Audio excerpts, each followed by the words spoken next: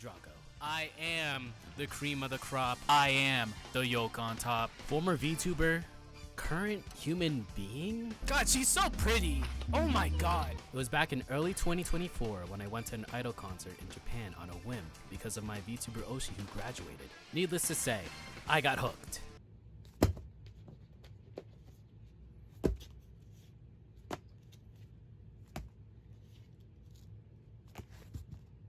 I think we like idols. After meeting and talking to 2 English-speaking idols there, I realized every single idol has a story, be it why they chased this dream, their ups and downs, and even their future after all this. And that's what I'm here to do. To learn more about idol culture, listen and talk to idols around the world, be it from Australia to Japan to here in the US, and to give them a platform to tell their story. Every idol has a dream and a story to tell. This is IDOLEYEZ. It's gotta load in. Is it gonna load it? It loaded in. All right. Hello, friends. I am the cream of the crop. I am the yolk on top. This is Mighty Eggy Drago, and your co-host for tonight. Do you have a call and response, Ando? What? All right, whatever. Nope. This is Ando. Hi guys. 5-time Nope. You hosted it like more than at least 5 times. All right. Yeah, I don't know. I've lost track at this point. Yes. Hello. But yes. Ando call and response. I mean, I can cook something up later. But genuinely do not know. But yes, this is IDOLEYEZ episode 70 with the very, very timely USIF 2026. Oh no, 2025. 2025. We are going back to the future. No, this is a USIF 2025, which happened literally 2 weeks ago, and we might as well talk about it. I might have lost some memories about it, but Ando kept a full journal about what happened. Like, what does that mean? I literally don't remember it. I'm like, in my head, I'm playing Memento. I'm trying to piece everything together because it's like, basically it's been a while. So for some reason we decided to do a recap podcast when I don't remember a goddamn thing that happened there because my brain was fried before I even got there. Oh, so yeah, you know what? Let's talk about day zero. Day zero. It's very much a contrast because it was all sunshine and rainbows for me. It was pure hell for you. So literally, like I was saying before we went on live, it's like when you're adjusting your white balance, I'm just like, no, you don't want. Mine was literally like the Ando subplot meme where it's like SpongeBob in like the fucking hell dungeon.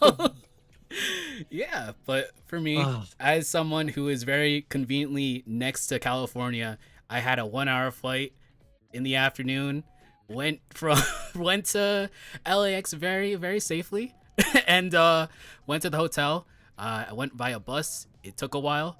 I checked into the hotel. I had food, and yeah, that was basically my day zero. Meanwhile, I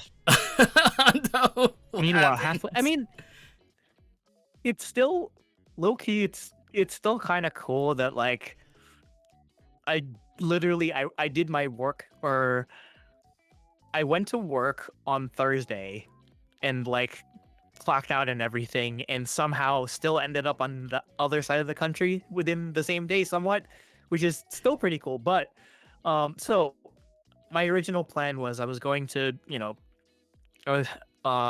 like once I clock out at 5, I was going to take a flight at like 8 o'clock, and then I'd land in LA like around midnight local time, and everything would be fine. But for those that haven't been paying attention, I mean, granted, there's a lot wrong with this country right now, but specifically, it literally hasn't been working for like the past like month and a half or whatever. So, as far as I understand, so my I took like Alaska, which honestly, like Lance, like like tried to warn me. He's like, oh, he had a bad experience with Alaska, and yeah, I guess this would qualify. But honestly, it wasn't that bad. It's just my plane was originally coming from Portland, and because so I don't know if it's like done yet or whatever, but all the like the air traffic controllers or whatever, basically working on like a hot dog and a handshake, and Yeah. like they missed like 2 months worth of paychecks. It's wild. So basically, like some people just are like, nah, I have to tap out. I can't work this many hours. So basically, like a bunch of random like every day, like certain airports would have like full on ground stoppages where like okay, nothing is flying in or out, and like that might the plane that I was supposed to be taking to US Idol Fest was literally sitting like on the tarmac for like well, I mean, it was sitting on the tarmac in Portland for like 8 hours before even flying out here. So my 8 p.m. Eastern time flight turned into on Thursday turned into departing at 3 in the morning on Oh my god. Friday. Um, so yeah, safe to say I was very we were off to a very bad start. I mean, like thankfully, like once we got in the air and everything, it was fine. Like I was able to catch some sleep on Oh yeah. on the plane, and like think yeah, like, and then thankfully, like the good thing about arriving, granted, yeah, that's the only thing is that because of the time difference, like I ended up landing in at LAX at like 6 in the morning. Yeah. Yeah, so basically, yeah, I landed at 6 in the morning. I didn't get to the hotel until like maybe like 7 or whatever. And so like at that point I'm basically running off of almost like little to no sleep over like the past 24 hours. Yeah. And I have to work in my Friday schedule because for those that didn't know, Eggy and I both did. We were both part of the PR team, doing photography, working with Ashes. Shout out Ashes. Yeah. Busy, probably not watching because they're busy Yeah. because Where are they're they? busy They're in like eating what's food with homeboy with uh, glasses. And my. or no, Annie something live or whatever. I forget Oh. the VTuber live event Oh yeah, with slash MS Paint. Hi Guy live event. Yeah, yeah, yeah. Yeah, and my so yeah, probably not watching, but yeah. So how we had it scheduled is just so ended it or just how it ended up working out is that basically I had my schedule of like things that I was photographing was from 10 in the morning till 10 at night. And so yeah, that was yeah, Friday was the roughest day for me because I had like 1, 2, 3, 4, 5, 6, 7. I had like 8 different things or events that I had to shoot, Yeah. running off of basically like no sleep. Oh my god. Yeah, like you arrived. So, what was it? I was in the hotel. I did a fan call at like 3 a.m. and then I slept. I woke up at like 5 and then you were at the door. I let you in. It was like 5 a.m. and like at least you stayed in the hotel Me, like for like 5-6 hours, right? Because you missed yeah. opening ceremony going into the day one.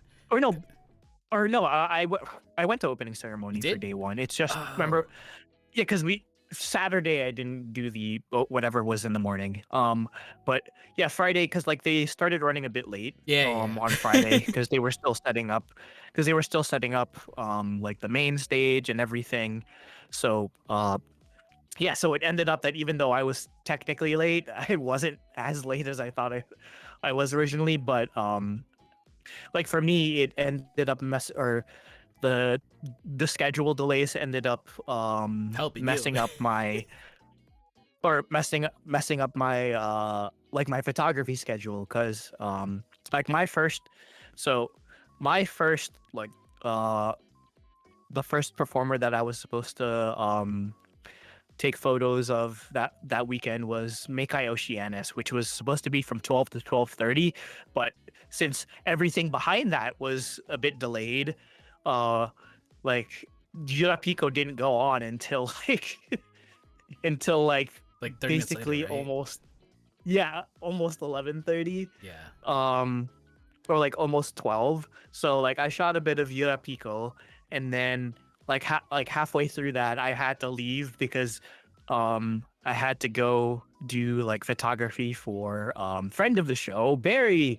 Barry had a panel on like I guess the process of making idol costumes. And granted, like I'm vaguely familiar with like cosplay, like behind the scenes stuff, but there's a lot more consideration you have to put in for like making like idol outfits where like, oh, how does your outfit look under stage lights versus just in like your room, or how does it look in motion? And you know, that's something that's very important to me as a photographer as well, just because yeah, like uh if your outfit isn't cooperating, it's very hard to make like photos look nice or just look uh I guess professional or that sort of thing. So yeah, that was a good sort of thing to like sit in on and see take photos for. Granted, like taking photos for any of the did you have any panels you had to take I photos for? Or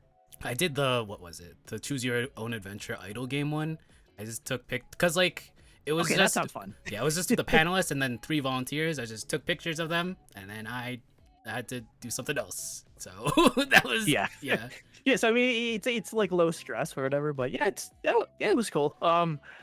So and then like thankfully like though I felt kind of bad because uh I don't know if that's probably something that they should definitely work on for next year is maybe either adjusting main stage soundproofing or moving the the panels room to a different Oh place my god, yeah, cuz like during that panel it was when just bleeding into the panel room. Like whatever was happening during main stage. or like you can yeah, so like you could hear Mekai Oceanus' set like going like it's like the like like the bass like booming through Yeah, the it was through like a crazy. wall divider thing. Yeah. So I was like, oh shit, I feel bad for them. So like yeah, they need to like maybe like move it to a different area.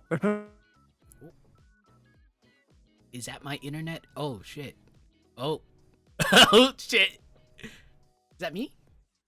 It might be me. Wow. Who knows? Hang on. Or is it Ando? Ando! Ando! Wow. First time this has happened. Ando. Is it me? I think. I don't know. It just like God damn it. it flashbanged Okay. and we're back. My okay. life? We're good. We're good.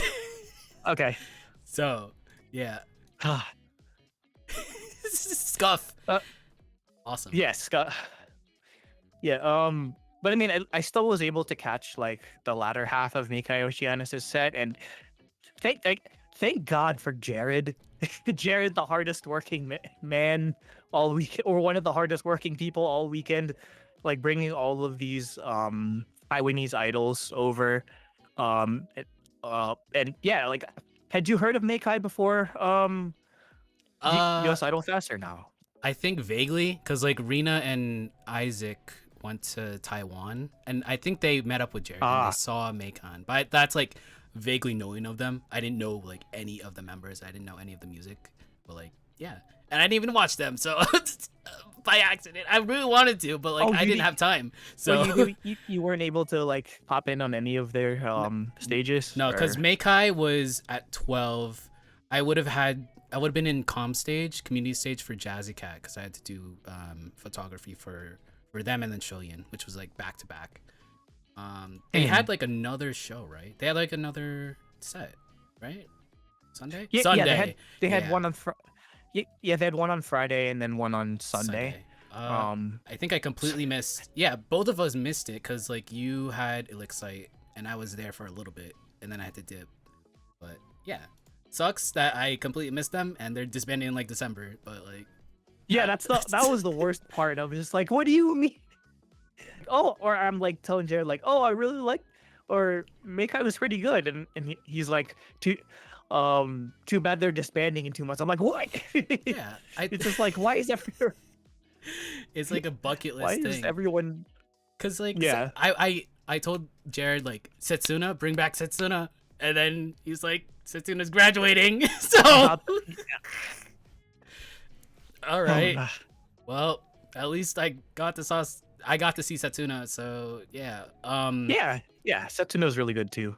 Though I Yeah. didn't really get to see her, and the only time I really got to see her was at the on Friday at the Northern Light stage because I think she had a community stage set, but I had to be like I had to leave or I had to go to a different like Yeah, thing at that point. So I you had was Europico, like the latter yeah. half. So So yeah.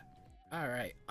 Well, meanwhile, Ando was at Meikai and Barry's panel. I was at Jazzy Cats. I was like doing community stage duty, taking photos for Jazzy Cats set, who is I think like a Kaiga idol in Utah. A lot of original songs. Pretty good.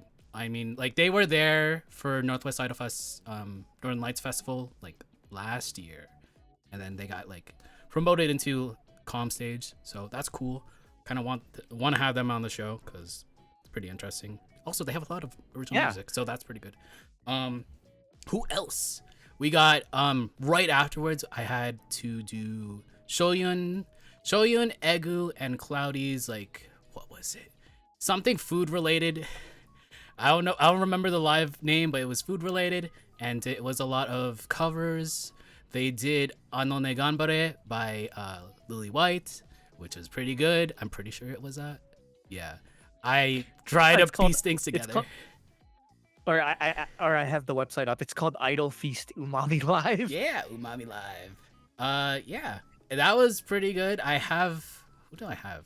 I had most of the sets that I was at recorded, so I could just like, I mean, like I sent everyone their set, but like I should probably rewatch some of these because it was pretty good. Shoyun, also a member of Himichu, which is a new Kaiga idol group with Amanda Tana Donata, and Barry, not Barri, Berry. ERRI. Yes, Yeah. so yeah. Yeah, they're cool. Shoyun's set was pretty awesome. That was like the very first time I saw them. I saw Egu in passing because like they're usually at like Phoebe's lives. I saw them at IPLA last year, well in the crowd, and like Soon Scoops, but like seeing them perform was pretty cool. Cloudy, who I didn't take photos of out of respect that they're Utaite or Utaite, so like I couldn't photograph them. So yeah, but they're cool. They had like a pre-recorded thing on the TV monitor, and then they actually like got on stage. So I was like, cool, awesome. So they did like a three-person song. That was it. And then did you go to Bupon to like any of the people that you were like photographing? I mean, technically, the only Bupon I went to was like either on Sunday, just because like I was walking around because we were all done, Yeah. or it's just Aiden's Bupon because I was helping manage their check UI. Oh. Like for anything else, I didn't All right. like I didn't go to I never had a chance to like that whole weekend. I did not buy a single piece of merch. I did not like the only checky I took was for other people. I never got any checky of my own. Well, for me as the resident Checky addict, I had to get Checky for most of the people that I watched, or tried to at least. So after Jazzy Cat and Shoyun sets, they had Bupon right after. So I got like 3 Checkies with Jazzy Cat, and then a Checky with Shoyun, and a Checky with Egu. That was cool. That took a bit, and then like I went out, right? You were still doing Barry's panel, because I remember like walking from comm stage to panel, and then I really don't remember where I went. There was like what was it? A 1 hour gap? One and a half. I don't know either. I really don't know either. There was a 1 hour gap, 1.5 hour gap between Shoyun set, and then I wasn't tasked to photograph Juke set. It was like Juke, My Urania, and then Flo. That was like the next block for comm stage. But like I either passed out or like I was just walking all over the place and had like nothing else to do, because like I really don't remember what happened. Where, Like because small note on Juke. I'm pretty sure I mentioned this to you like a while ago, but yeah, no, it was funny. I hadn't. The last time I saw Juke perform was Oh, granted, I unfortunately I missed them that weekend at US Idol Fest, but I had seen them previously at uh Anime Impulse LA in January of last year. oh, So pre like Kai this is guy, before I even yeah. got yeah, pre this is pre Kai Guy days. It I think I was just like I think I was just trying to kill time until um I was trying to kill time until whatchamacallit Yuju Yuju former G friend Yuju Oh, right, yeah. They had had a like a concert. solo performance. Yeah, like it's just Anime Impulse is just a weird place in general. Wasn't Just it like a because sneaker con too? It was like all merged together.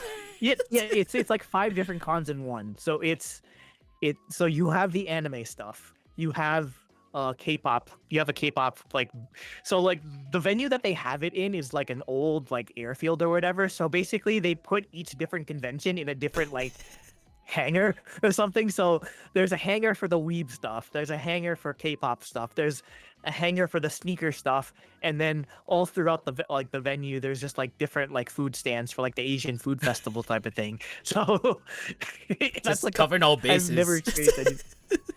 Yeah, but anyway, so I was trying to kill time until Yuju's performance. So I went basically they had like their version of a community stage essentially. So they I saw the don't remember every single person. I think it was Juke. I think it was Hamu Cotton.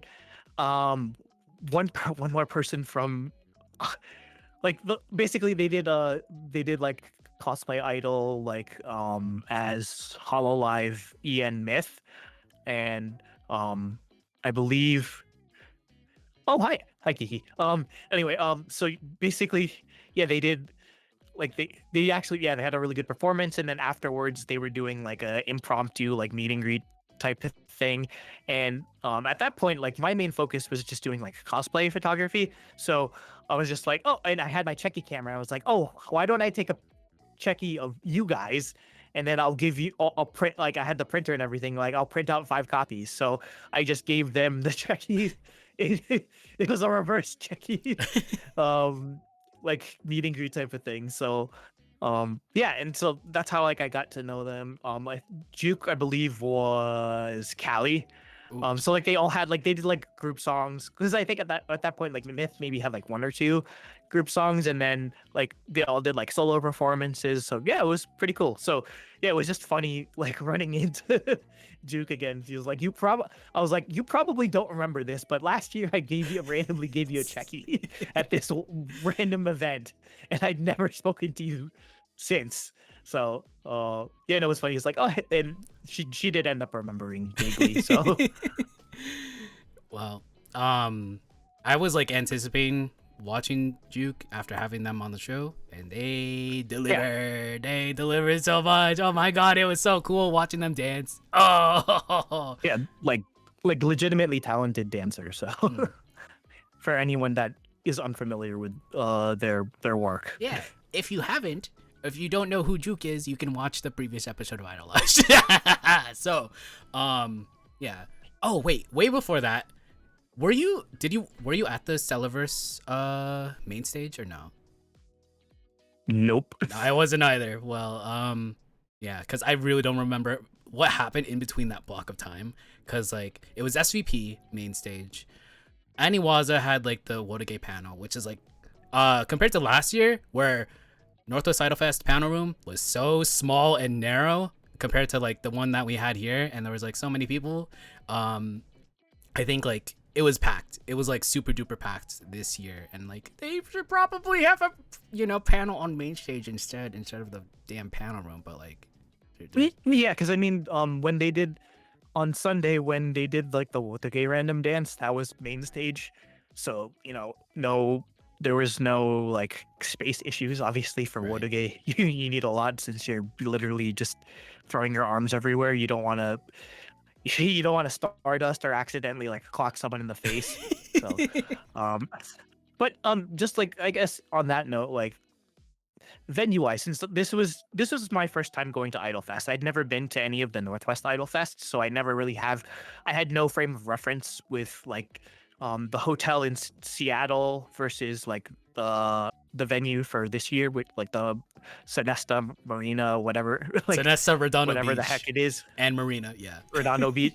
So, like over like, is the venue like better than the one in Seattle, or like, I'd or say how would you put it? it's like of the same caliber. Like it wasn't that different, I'd say, because like main stage for both like hotels, it was basically the same size. Com stage, there was more. I guess like there was more like, you know, more size for com stage this year compared to last year. Other than that, it's basically nothing really special. I mean, it's just a venue. Like nothing really to write home about. It's very much the same thing. Like couldn't say anything less. No, like I'm pretty sure like that venue was basically, or the one in Seattle is basically just near the airport. It's So literally there's just like near the there's airport. nothing. It's like 10 minutes away. Like you could take the shuttle. Not even 10 minutes. 5 minutes away. Shuttle, boom, you're there. And then I like day 3, final day, I just like, you know, hailed a shuttle and then went back. So pretty easy compared to like where we were. So Yeah, where it's like almost a half hour away from. Well, I mean, yeah, pretty much everything is a half hour away or more in LA just because of traffic. yeah, But yeah, it was definitely, or it was a bit further out than that setup. But I mean, obviously, like it's a nice location. It's like it's not on the beach. It's like kind near the of. water Yeah, it's ish. near the water. Yeah, but Yeah, but I mean, like most of like what you could see is just like random docks, and then I think what I forget, was it the whole weekend or was it Friday? Like there was some like random like car meetup happening in like the garage or like the parking lot across the street. oh Like I dead yeah. ass so on Friday I believe I went to it was yeah, on Friday I went to go eat I went to go eat at this like I forget the name of it. It's Captain basically just Kidd. like a seafood Yeah, place. Captain Kidd, right? Yeah, yeah. So I went to go eat at a seafood place nearby with Kiki and then the twins Arrow and Liza. So yeah, so as we're walking to that place, I did dead ass see somebody driving around. They basically they modified their car to look like a go-kart, which was really cool. I'm just like, but really random to see like just on a Friday, I guess. So yeah, like just a bunch of stuff was going on. But speaking of that, that place was good. That place had really Captain good Kidd food. was Like really good. Like the fish and chips, yeah, I yeah. should have gotten the clam chowder. I really should have, but like, I mean, I did both. So because like I went back on either Saturday or like I think I went back on Sunday or something like that. So yeah, on Friday I had just like, you know, the usual fish and chips just because fish like yeah, fish and chips is like my go-to. But then on Sunday I was just like, okay, I need to, now that I survived the US Idol Fest, I need to treat myself to this big ass bread bowl of clam chow of New England style clam chowder, which was incredible. Um, the prices weren't bad either, yeah, especially considering it's SoCal. So yeah, it's yeah, reasonable. um, Well, yeah. So shout out, they were one of the MVPs of the weekend. Considering shout out Captain considering Kidd. considering how much else or how much we were spending on like Uber and like Oh yeah, um and Uber eating food oh, because we'll our talk about that hotel was later. in the middle of the fucking hole. But yeah, you had food on Friday. I literally didn't fucking eat until like 2 a.m. I literally starved myself. And I know that Ashes like said take a fucking break. I did not take a break. So So wait, who else was on your, or what else did you have on your schedule well, like before mandatory. Northern Lights? Oh Yeah, yeah, so I had Jazzy Cat, Shoyun. That was back to back. That was 12-1, and then yeah. wow, shit, that was literally it. Wow, that was it. So for me, I really wanted to take photos of Juke, and I wanted to take like footage of Juke, Mai, and then Flo, just cause I want like full sets. So I was there for all three of that. Minor programming note. Sorry, my even with the like I was telling them is like, oh, with the schedule messed up, there might be a chance I can go see your US Idol Fest set, but nope, it didn't work out. Oh, you weren't there? It got even worse. Well, I could send No, you I the wasn't. I could send you the VOD. Oh wait, they had the streaming thingy, so yeah. And here I am missing another one of the performances. Sorry. I was supposed Um, to. no, I thought I had time to go to Barry's panel, but I was like, after Bupon, I think it would have just ended. So my bad, Barry. yeah. Yeah, it's like It's a okay. reoccurring thing where like we miss a bunch of stuff because our like the scheduling and like the delays. Speaking as staff, Friday was it kind of yeah. sucked. Friday was definitely the worst, and like I know, like especially for attendees, it was kind of rough on Friday, especially with like Northern Lights. I mean, we'll get to that later, We'll but get to like, that. Yeah. um, yeah. So like the they yeah, eventually like the delays from the morning kept piling up, and basically any if I was like there was a lot of instances where I was going back and forth between like main stage and like panels or main stage and community stage, and like there'd be instances where oh in the original schedule it'd line up that I can like as one thing is ending I can go run over to the next thing, but since main stage was behind there's some things that like I'm just having to like run back and forth for um and like so on my end for after Barry's panel, I had non-suite on main stage. That started a bit uh I think that started a bit late. Um but like thankfully I had some time, and it's so funny like I feel like I've explained this like a million times to everyone just because it's been relevant, but basically like our friend our friend the venerable Stu Mr. Stu Yu Of post um wrestling fame. of post wrestling fame um randomly introduced me to a little group called Station Youth Academy That was like 2020. back in Like yeah, that was 2020. 2020. That was COVID times. It was like, hey, you ever hear about this Canadian Idol group? I'm just like, Canadian Idol group? What does that mean? And I was like, oh, they do like Japanese style stuff. And then I was following them, and obviously like they disbanded, and then Non-Suite started. So like I'd been paying attention to them for far long. I'd been paying attention to them for almost as long as I have like I think I was paying attention to them before I was even paying attention to VTubers, or before I was even paying attention to like the rest of the Kaigai Idol scene. So like that's how far back it goes.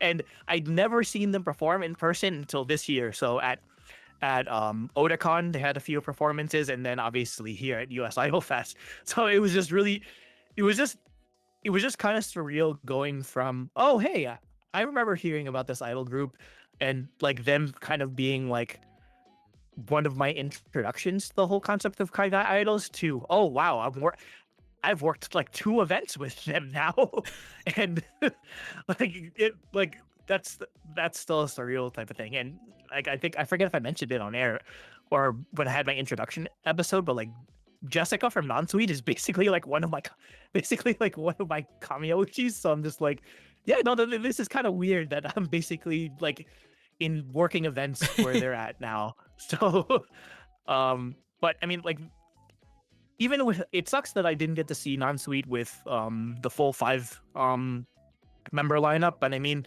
honestly, they're a lot better than I was originally. I was a bit worried about them going down to just 3 or just like not adding anyone else. But no, they're still pretty good. Even with just 3 members, because yeah, I'd say like the vocal variety and like they're able to carry it well enough that honestly like going like hearing them live and then like going back to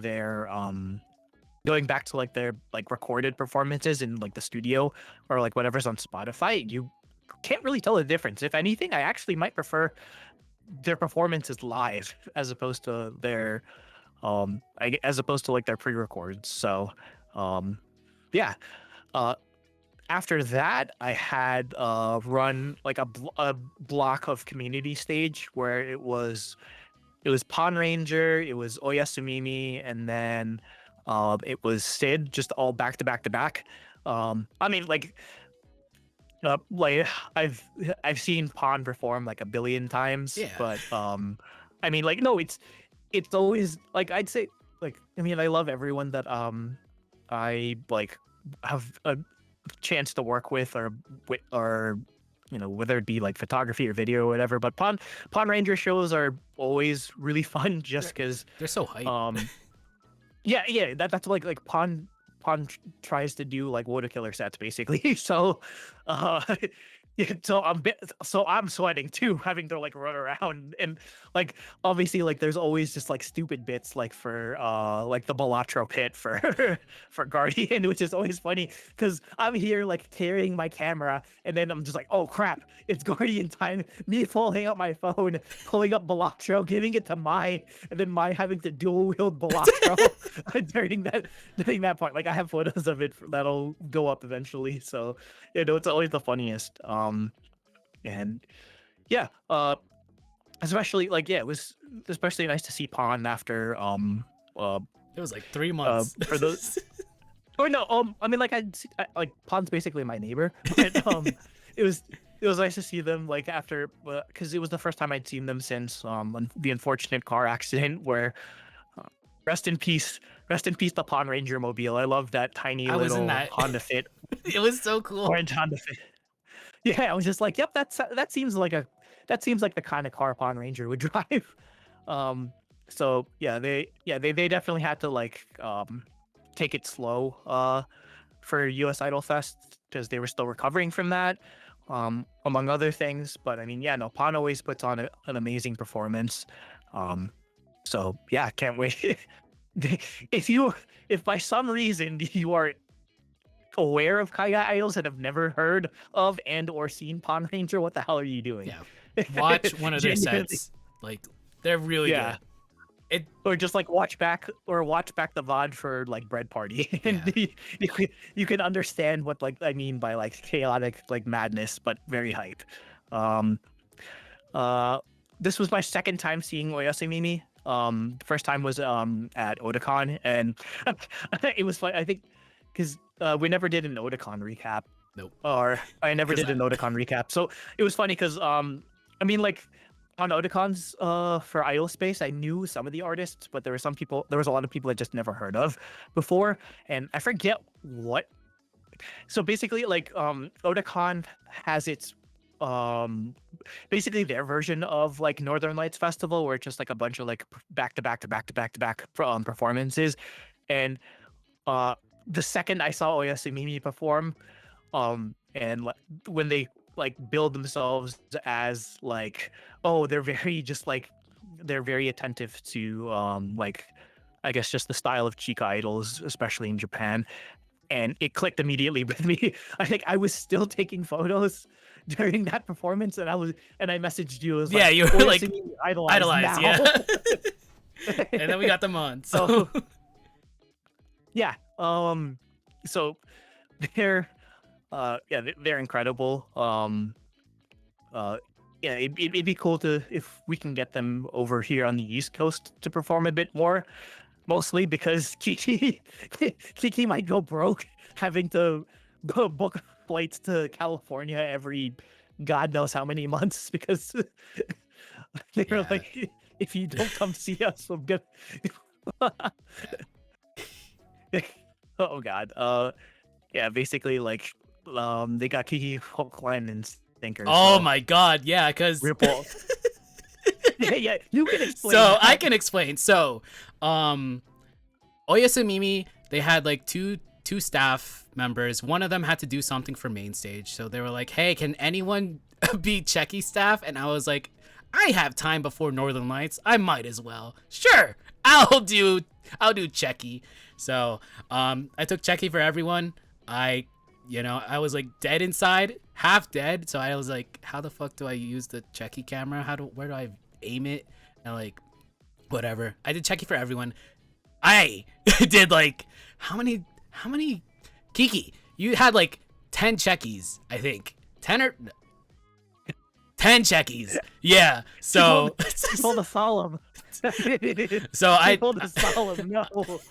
did I yeah, you know, I took 10 checky for you, and then I was doing everyone's checky, and then I wanted checky from from Rose and Cherry, but by the time it was done, like I had to run to Northern Lights, so I was like, hey, whenever you have another event, I will give you $50. I will give me 10 checky, and you know, if you want me to cover shipping, cool. So we just did that instead. So you know, it being staff kind of takes away from some stuff, but it is the sacrifice of being a worker for this event. Sea Line, very much relevant to this. Do you feel like working a show impacts your enjoyment or engagement with it? Like the focus on capturing the event, turning the individual shows into a blur? Ando, you go first. I mean, like I've spoken about this like at length before on like various different shows, but I don't mind. Yeah, it is kind of a bit of a personal sacrifice in a way where you can't really enjoy a performance the same way you can as just an attendee. Since I mean, even if it's not like a job, quote unquote, or like even if I'm not getting paid or whatever, you know, like yeah, it is kind of a sacrifice in a way, but I guess just it's a sacrifice I'm willing to make because I do, or the work that comes out of these type of events is definitely worth it. Like just at US Idol Fest, I think you know, I thought like months in advance about my setup for US Idol Fest. Like I rented camera gear just for US Idol Fest because like I knew, okay, I want to get good photos for this, so I'll make a bit of an investment, and you know, thankfully then I'm still editing because I'm very slow. And well, I'm I am working too. through So it's been 2 weeks, and I've been like doing day one stuff. So yeah, no, I'm still. I mean, granted, yeah, like I figured day one would be like since day one I had the most stuff, it would take the longest to edit. But like of the day one stuff that I've completed, yeah, I feel like I've done some of my best work. And you know, I ultimately that's you know, that's why I do this. You know, like it kind of sucks that like, or yeah, obviously it does. You do end up missing out on like, oh, like the Woulda Pit shenanigans or like doing call and mix or like whatever. But and in spite of that, I try my best to like incorporate myself as much as I can amidst or while trying to do like a job, so to speak. It's a lot easier with photo than video because I don't want to hear nobody wants to hear me like nobody wants to hear my voice like coming through the back of the microphone, like the video playback or whatever they so but it's given me a deeper appreciation, if anything, for just how much goes into these type of events, because yeah, it's seeing how the proverbial sausage is made. You take a lot less for granted, like, oh, how does this lighting setup work? Oh, how do you sound check? Oh, what, you know, like what are like the hype moments that you want to try and get on video or in a photo? So it's both a mentally and a physically taxing job in a way where like you just it like other forms of photography, you have a lot more time to just sort of slow down and be like, okay, how do I want to compose this? How do I want to do this? Live events, you basically there's no, no. If you're thinking, you're missing the photo. Yeah. So you have to it's shoot. just like Yeah. you're just firing away. Like I think I shot almost 16,000 photos the weekend. How much what was your shutter count? My shutter count was at least 10,000 because I did that screenshot. It was like 80 8900, but there was like an additional more like on like a different folder. So I was like, oh shit, okay, I'll put this in there. So there was a lot. See, like that's why after the first day I was just like, yeah, I give up on keeping like raw photos because I'm not gonna have room for any of this, especially when like I take 16,000 photos and the public's probably only gonna see like Like maybe 100 uh, or 50. yeah, 100. So A yeah. hundred of, if you see 100 of those, that's actually like that's a good like conversion rate for me. But yeah, so I guess like basically like how do you even sort through that many images? You just Thank or Lightroom, thank Lightroom scroll. thank the Adobe gods that literally the weekend I started editing or going through those, they had just pushed out a Lightroom Classic update Oh, do you where have an it's update? still I have it legally yeah, so they obtained. have so they have in the latest version of Lightroom Classic, they finally added just assisted culling feature. So whenever you import like your batch into Lightroom, you can have it scan. You can put in parameters like, okay, I only want photos where it's uh like it'll give you like a score of like, okay, I want it 70 and above in focus, or like you want it in focus, you want eyes open, and you want like the subject like in like centered or whatever, and then it'll filter out like, oh, it'll filter out like what falls under those parameters. And yeah, it's helped speed up my process a lot. I mean, like I still go through like what it picks manually and like cull it down even further from there, but it definitely helps when it definitely helps in those in like these types of situations when you're literally like going through like hundreds of thousands of photos, that it's able to just cull anything before you even take a look at it. So I just locked out because before that I'd manually go through, if like I shot like 5,000, 10,000 photos at an event, I'd manually go through every single one. I mean, granted, like most of them are just like burst shots, but still, that's a lot of work trying to go through everything and just making sure that you don't leave any stone unturned, proverbially. Yeah. I mean, going back to Sealand's question, because I might as well have my perspective as someone who, out of circumstance, became a photographer for IDOLEYZ because it was last year. I brought a camera to just take photos of Phoebe and Tabrugumi, and Ashes was like, "Hey, do you wanna join the photography team?" I was like, "Okay, I have a camera." And then I think when I was doing photography last year, I was like mentally locked in, just taking photos. Like I was not really enjoying per se the sets, or like I didn't have time to enjoy. I had time to like try to get a really good photo out of everything. Like the biggest the biggest thing I remember was like, oh my god, before Gumi's set, she came up to me, she was like, hey, you don't have to take photos, just enjoy the show. But I was like tasked to take photos for your set, so I had to take photos, and like she just wanted me to enjoy the show. Just so doing my job, man. Just doing my job. I was like, so I barely remember like both of her sets because like I was just taking photos. Taking photos. I didn't really enjoy it. So for this year, it was basically the same. Like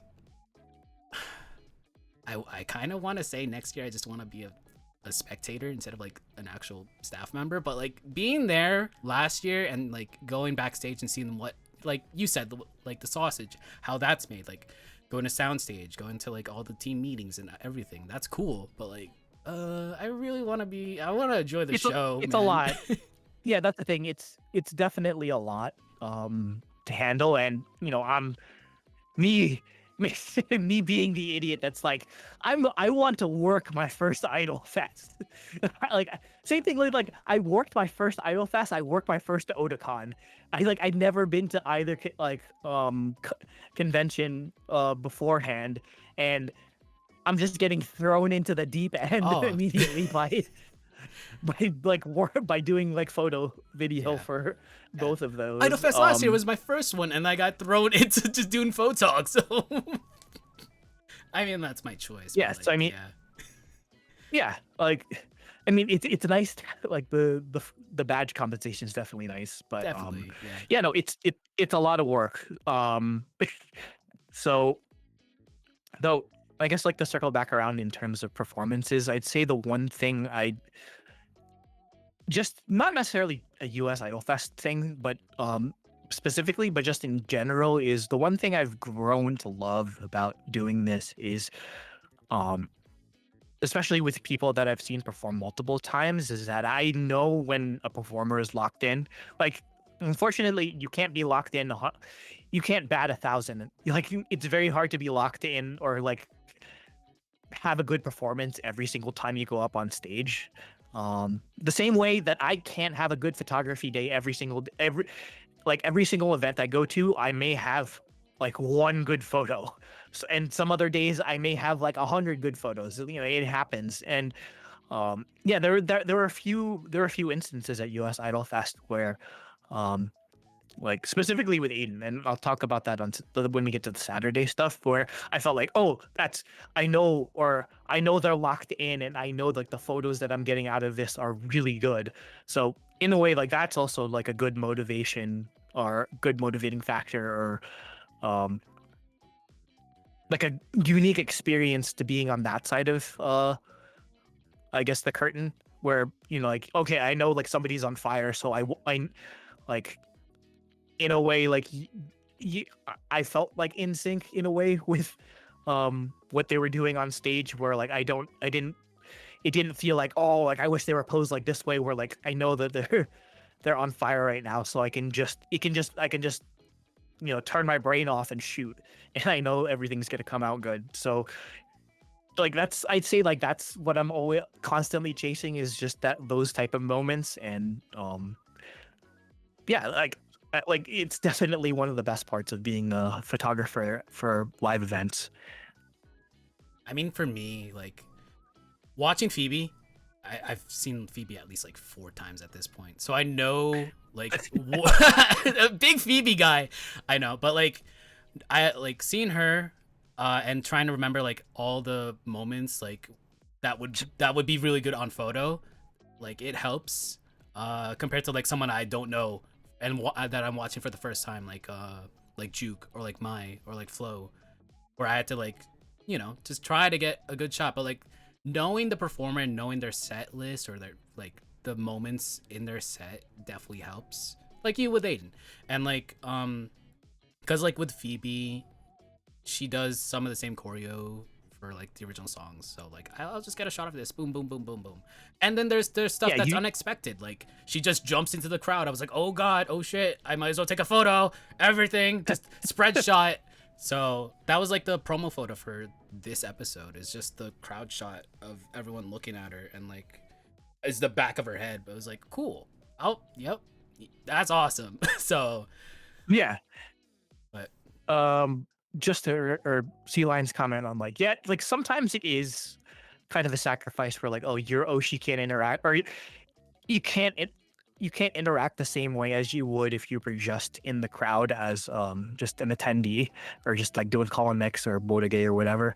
But you know it's still actually your the instances you do interact with people during sets, or when you're working as a photographer or videographer, is pretty funny. Like for Mekai Oceanus, like I just basically like walked in like halfway through their set. I was just like off to the side, and then I think they were just setting up for the next song, and then I think one of them just like saw my camera and then like winked at me or whatever.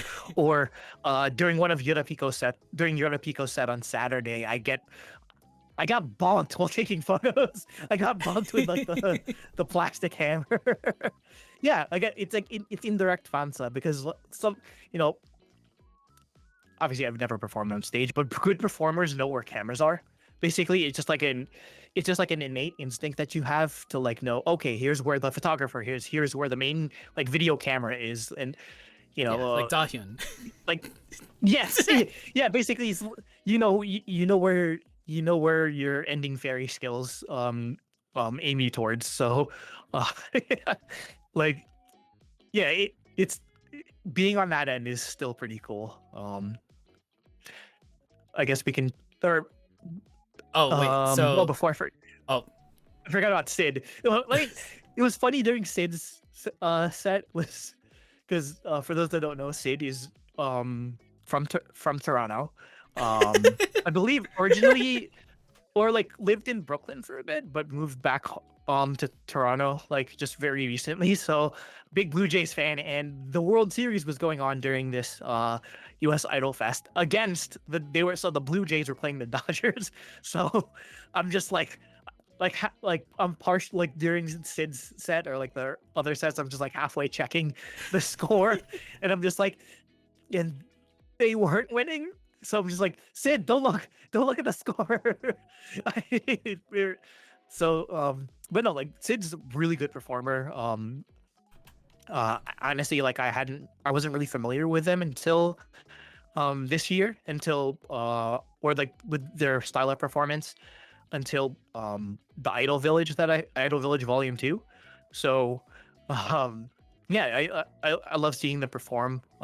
They're crazy talented when it comes to like making um like outfits. Like Sid's stage outfit was kind of like it's like it was like this red it was uh like red polka and dot white. dress Yeah. with like yeah. It was just very intricate, and I think like she made most of that herself. So yeah, she's very talented in that sort of way. So um and yeah, uh it's kind of a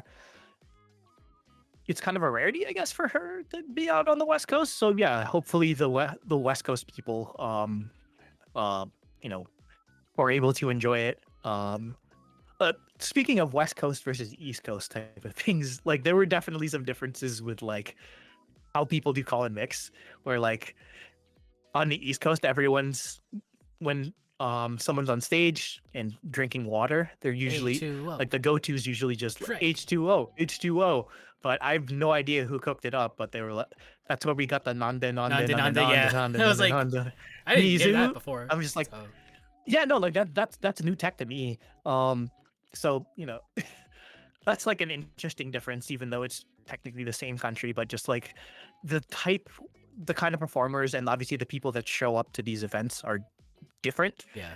just by nature of East Coast, West Coast, like location.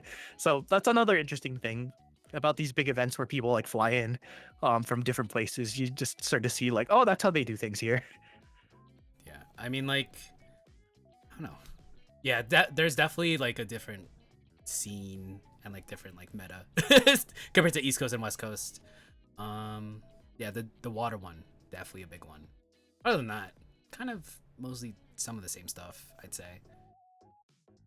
It's the usual like call and mix. Going back to Sid, I was doing Checky in the back, in the Bupan area with Oyasamimi. So I didn't really watch Sid, but I listened to Sid with the back of my head, just like taking Checky. So I was like, yeah, Sid was cool. Maybe one day I'll actually just, actually focus on watching them perform. But other than that, they had like a really unique, like, I don't know, unique set, I'd say, because it was like the TV interruption stuff, right? Yeah. Yeah, Sid likes doing themed type of performances. And a lot of or the song choices for a lot of Sid's set lists are like a lot of like older songs, like even old for like our age. Like I'm talking like doing like a lot of like Heisei era type like music.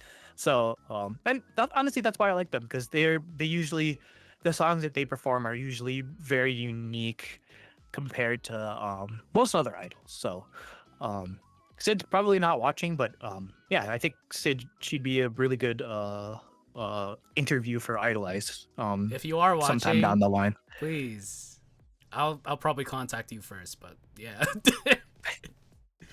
um, but yeah, it was that block comp stage. It was Pawn Ranger, Oyasumimi, and Sid. Meanwhile, on main stage, it was Phoebe with her cover. It was her cover set. I was originally supposed to. Well, I wasn't tasked, but like I wanted to watch Phoebe.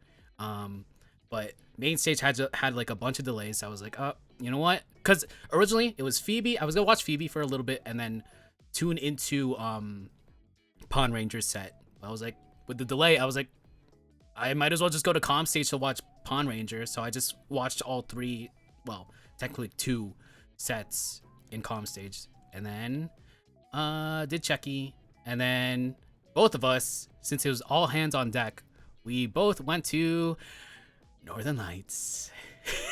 Okay. Time to unpack Northern Lights. So,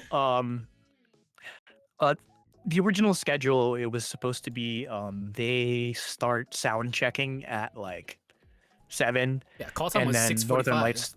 and then Yeah, yeah, yeah, yeah, and then they start at. It was supposed to go from 8 to 10, and mind you, you know, 8 to even though 10 o'clock doesn't sound late on paper, I'm coming from the East Coast, so technically, it's like 1 this a.m.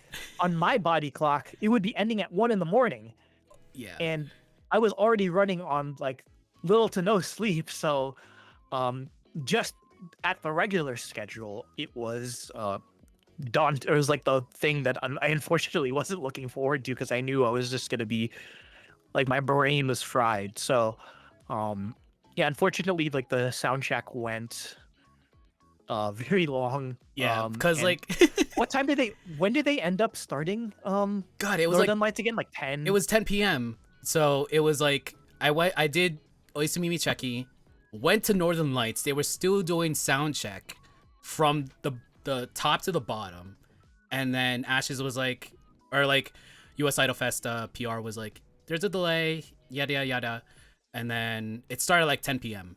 So we had to do 3 hours of performances from 10 to 1 2 no 12 11 12 1, and then Bupon 2. Yeah, that sucked. That completely sucked so much.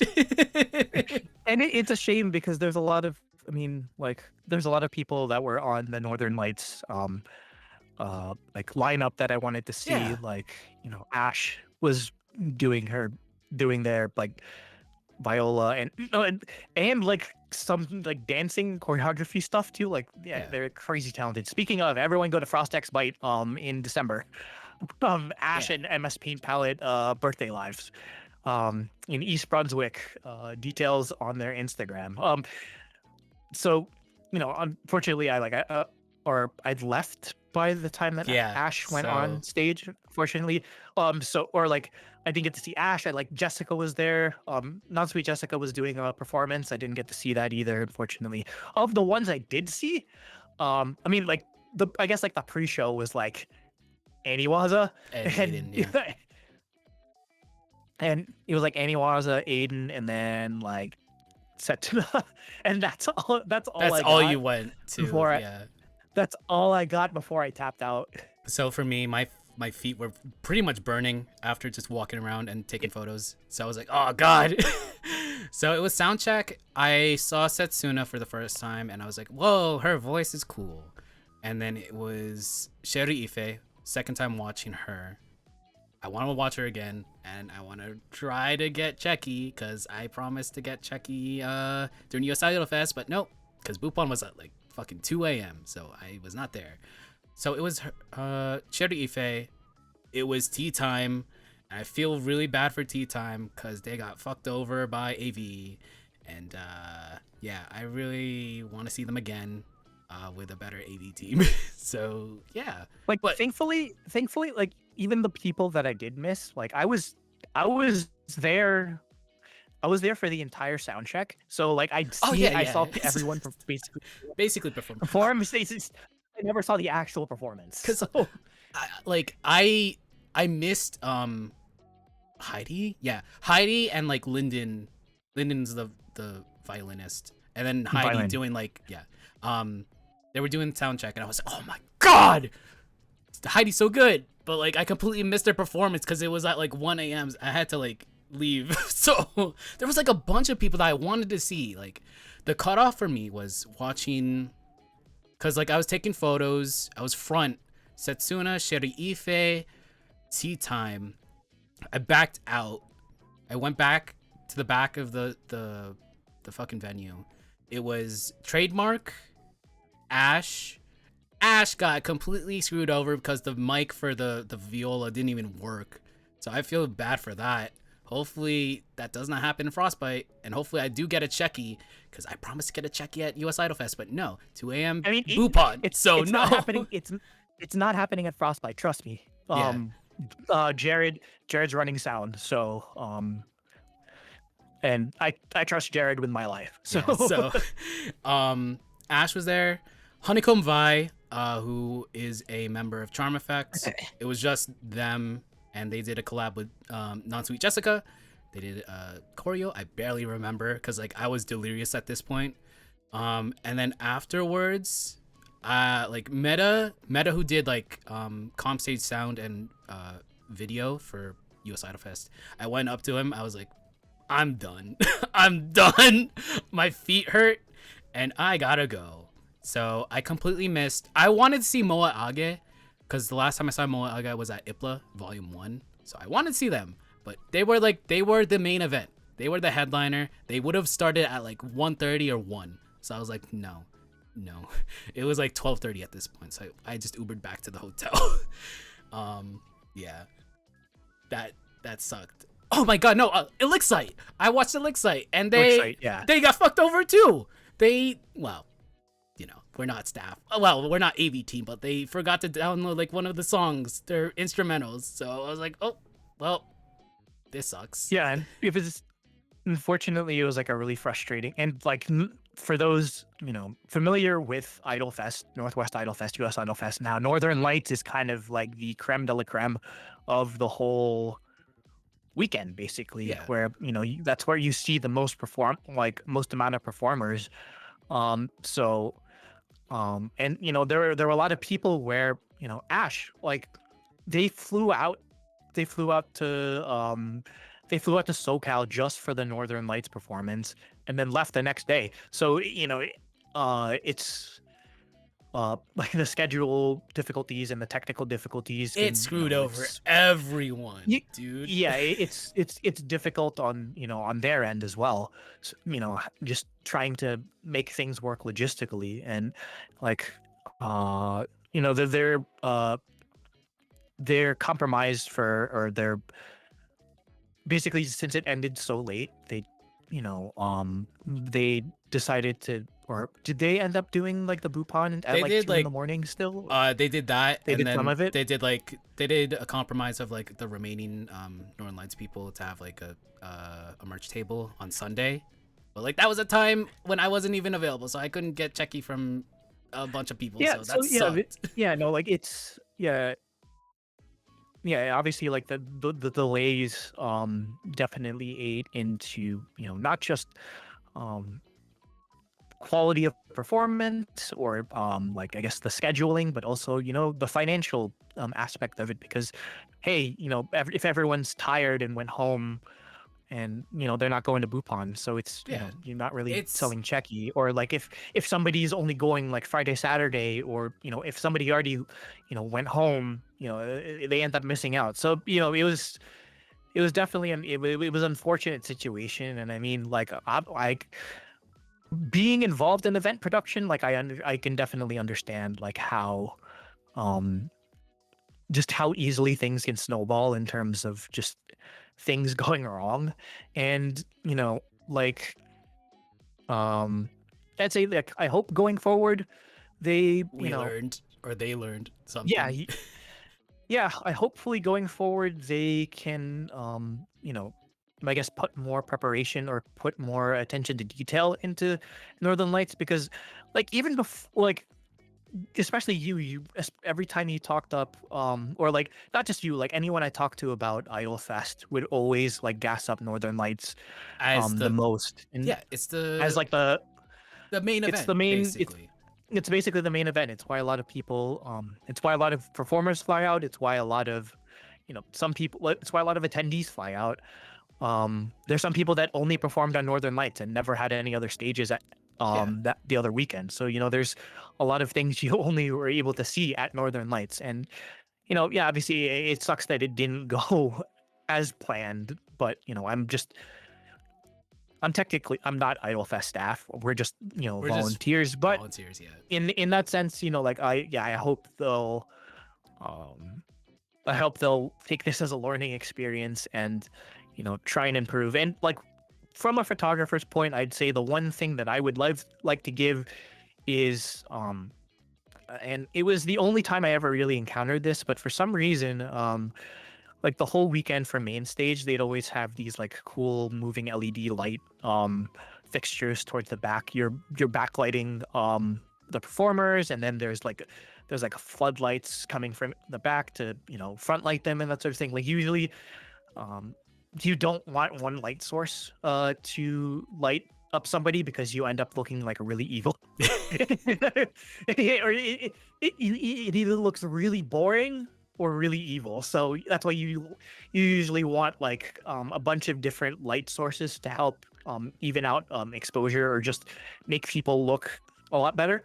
Um, and I don't know if it was because of like technical issues or just like rushing or whatever, but the only lights that they had on for Northern Lights was just like the The back back, yeah. floodlight, and It's like house that show was that. lighting is Yeah, it was almost like house lights, and unfortunately, it kind of especially from like a photographer or videographer perspective, it kind of lessened the quality of the onstage performance. Like honestly, like again, like halfway through Setsuna, I was just like, okay, I give up. I know I'm not gonna get any good photos coming out of this, so yeah, I just threw in the towel. Like on top of being tired and everything, like it's just very hard to like. I mean, obviously, like the front of their face was like lit up well, or but like the shadows ended up being really harsh, and like I guess just like to sum it all up, it kind of ended up giving a bit of like middle school talent show basically, like yeah. type of vibe. And it was really, and like I was just like, oh, like that was unfortunate just because of, again, like how much they um how important Northern Lights is. So hopefully going forward they can uh hopefully they can plan like lighting setups a lot better going forward for Northern Lights, because I feel like that would that definitely, I guess just you don't want to disappoint people in terms of not just with like delays or just technical issues, but I guess like the presentation, especially since, again, like we said, it's the main event. So you kind of, I feel like, you know, a more individualized lighting setup for each performer would have helped um, That's add basically some what variety and make the Comstage had. photos look, yeah, or just, or yeah, like Comstage had like a cool like diamond like like LED lights on, in addition to like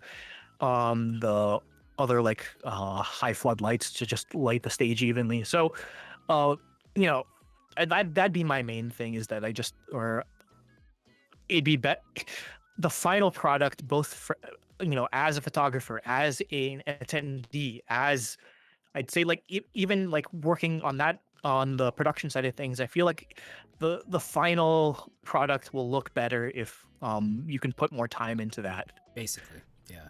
Because I feel like we're volunteers, so we can just say whatever. But like with Comstage, day two, I think, yeah, day two we just had, they had like the black drape behind the stage just to block out like the paintings that are in the background that are just like right in front of the lights, the LED diamond lights. I was like, okay, cool.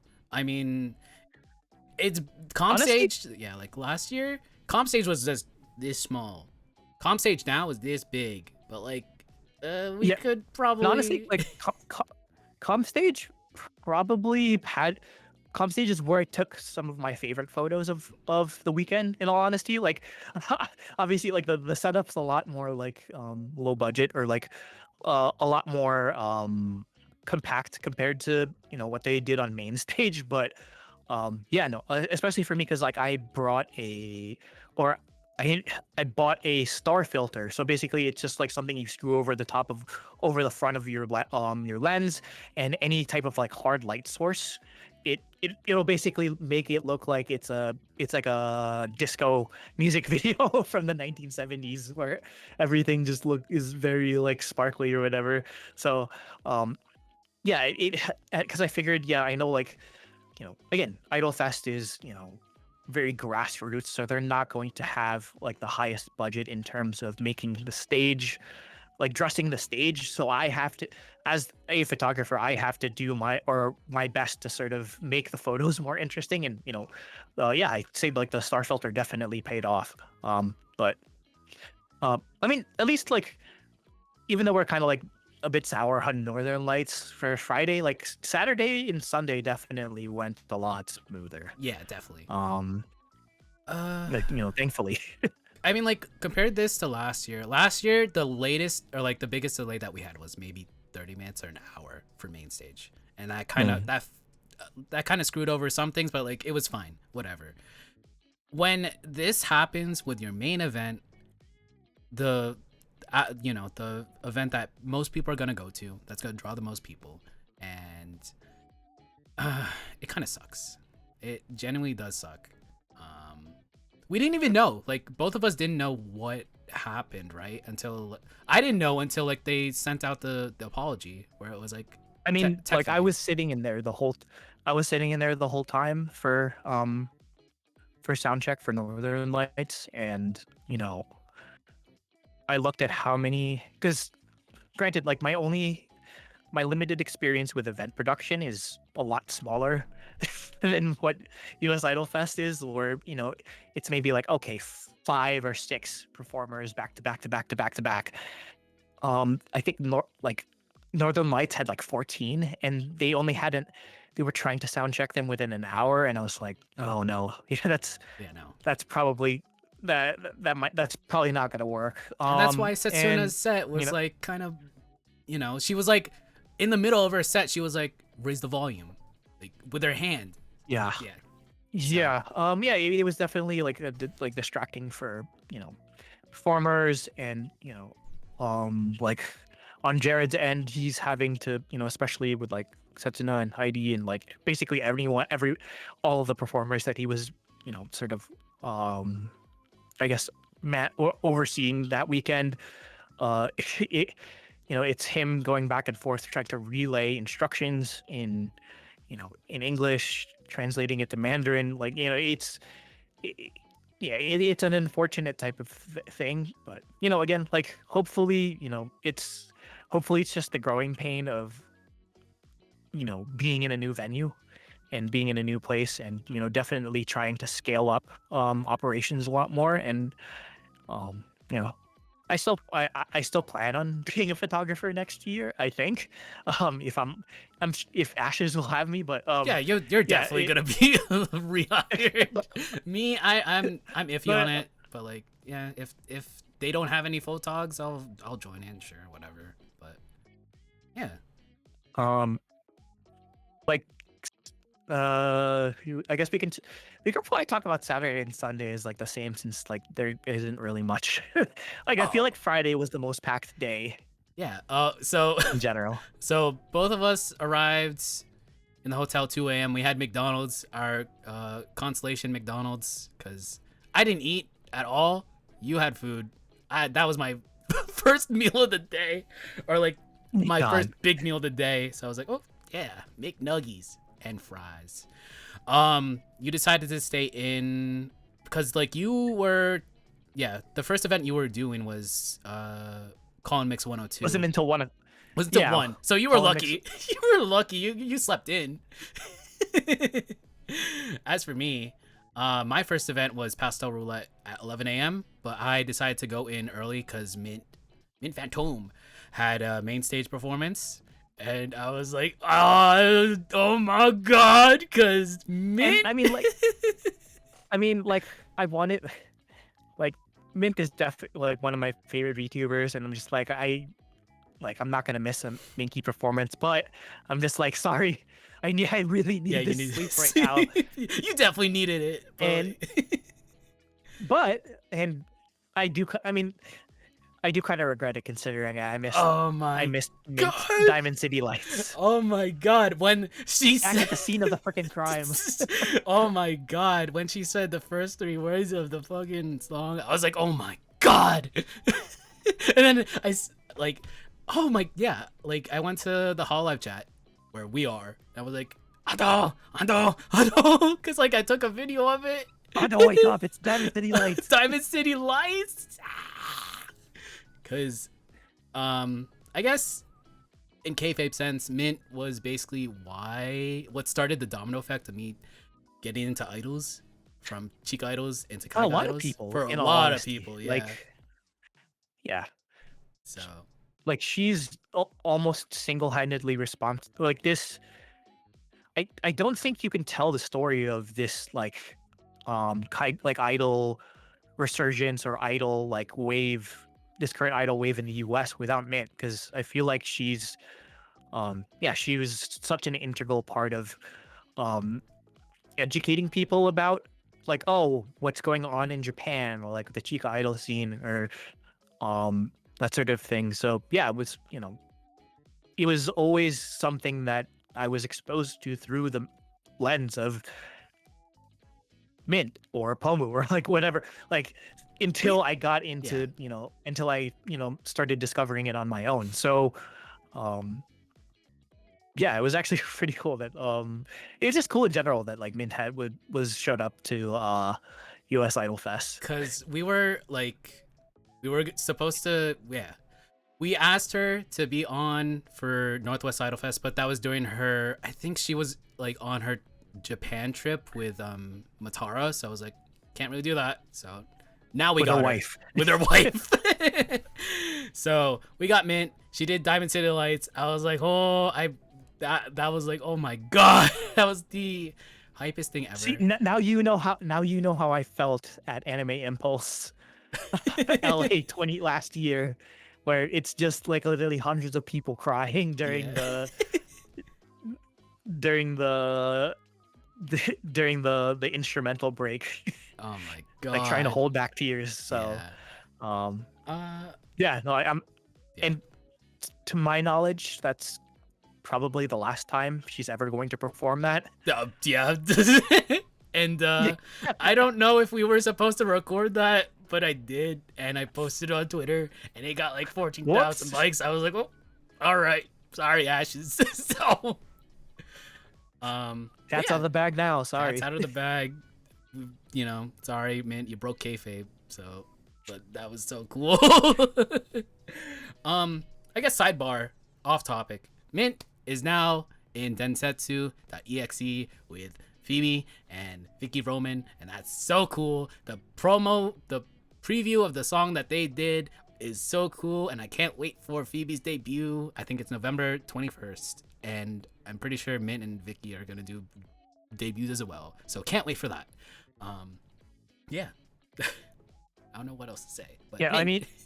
I mean, yeah, I mean, like mid performances are always fun. Like, every time I've seen them perform, it's always a fun time. So, yeah, just it's awesome that basically we're just gonna get even more of that alongside Phoebe, and like I'm so happy it, for Phoebe so much. Oh my god. yeah, like definitely, like if any, like we definitely don't have time to go into like the V Shoujo arc, but it's definitely like a long time coming and like redemption for them. So like I hope it turns out well. Um, so the first thing that I worked was on Saturday was Call Mix 102, which is funny. Hey, Orly, hey. Um, but yeah, so Call Mix 102 was hilarious because I mean, so like Ashes and Scrub had basically they got the 101 panel like down to a T. So yeah, it was cool to see Ashes do like additional more technical stuff for like the follow-up panel. Um Granted, like a lot of this stuff I was somewhat familiar with already, just being like in the vicinity of this community for the longest time. The one thing I did learn about is apparently there's something called, I shit you not, like I don't even know what the context, like basically there's just like a type like a new style of Wotoge called hard gay. Okay, no, that sounds made up. That sounds No, made it's real. up. It's real. I swear Hard to God, gay? it's called hard gay. Razor Ramon It's hard called gay. hard gay. Yeah. So I mean, yeah, I mean, like knowing them, knowing like Uchishis in Japan, they probably did it on purpose. Yeah, yeah, like yeah, it's always fun seeing Ashes run those panels. So, and like, you know, it's been especially for conventions that aren't like idol focused, like US Idol Fest or Otakon, having the 101 or now 102 panel has been, I guess, sort of integral into sort of getting people familiar with the idol scene, or um, I guess explaining why people are shouting Random tiger fire words. like at the top of their lungs, uh and not and just doing random shit. So in a way it's sort of been it's helped open doors for more and more conventions to um take on idols or have idol showcases. So yeah, it's always like um I'm happy it's expanding in that sense. What else did you have for Saturday? So right after Mint, I went to Com Stage because I did photog for Pastel Roulette, who also again got promoted from last year's Northern Lights into an actual full 30-minute set on Com Stage. Again, I think all three of them had solo songs. Their whole gimmick is like, hey, let's spin a wheel and let's see what song we're gonna sing, and and then of course they know what song they're gonna sing, but it's a cool gimmick. But they mix it up with like everyone having solos, everyone having like, trio songs. That's cool. And it's also like they have their own original songs. So double plus for me because I love original songs. So hopefully one day I'll get them on. Right after was Irodori Idols. I know there was a bit of a problem because Comstage's like actual flooring was big, but I don't know if it was big enough to fit like 10 people. So there was a little bit of a problem there, but like meta. I mean, just like Yeah. I forget how many people Aiden had on for like their like they had a bunch of guests come on stage like towards the end. I think it was like 6 or 7 people, and I'm just like, dang, you guys are like, Yeah. oh god. There was yeah. Basically, I was like, please nobody fall off stage or run into anyone. So um, obviously, yeah, like it'd be cool if they expanded community stage a bit more, just because there's a lot one like you see a lot more there's a bigger variety of performers there, and also just because it's an easier way for people to get in if they don't necessarily have the cachet or just like the following to be able to get a main stage performance. So Yeah. So with anything after that? Irodori Idols, it was mostly, Love Live cosplayers. They were cosplaying as Aquas. See, I'm not that much of a Love Live Sunshine fan. I only watched like half of it. But when they did Snow Halation and they did the Muse medley and they did Snow Halation, I was like, oh my god, I gotta. Nope, that's red. I gotta do the orange pen light. There we go. I During still can't believe I actually like I still can't believe that that I finally I got to see Eminita Eminita? do Snow Halation. I got to crack a UO at during that. That was the first UO I ever cracked in my life. Not a joke. The first UO I ever cracked in my life was for freaking Snow Halation. Snow Halation Like, like ending part. Yeah, like, every it's time. insane. So Yeah, because like last year, I think like last year Phoebe always had it in her set for like covers, and like, oh my god, seeing that on main stage and everyone doing the orange pen light, so good. But like seeing them, Irodori Idols just do Snow Hall, that was cool. Afterwards, I like in the middle of that was non-suite. Again, I completely missed non-suite sets for Saturday and Friday, and I felt bad. But you know what I wasn't feeling bad for? I went to Bupon. And even though the lines were super duper long, I was able to get a Jessica Checky after like 4 years of knowing non-suite and Seishun Youth Academy. I was like, oh my god, finally. Because I did watch them last year, but like I only caught me, like 10 minutes of their set on Sunday. So I was like, oh shit. Yeah, but I haven't. I me never. never getting Me still never getting a check. Me still never speaking a goddamn word to, to Jessica. non-sweet Jessica. I was like, Even though I've worked events with, she's showed up like so twice this year. so with Bupon, all the lines were super duper long. So I was like, oh god, I gotta choose a member to go to because I don't have enough time. So I chose Jessica. We got Checky. Well, no, in front of me, Solemn got like 10 Checky. So I was like, all right, cool. Oh, Solemn. Thank you, Solemn.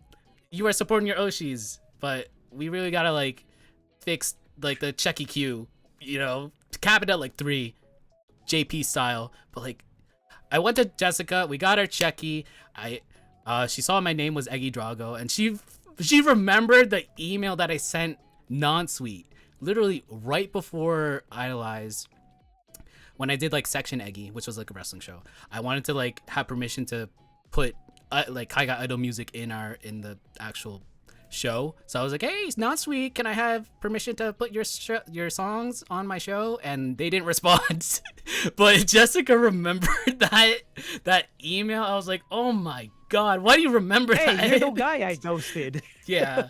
So, but maybe one day we'll get an actual formal Yeah, no, they Idolize. definitely, yeah.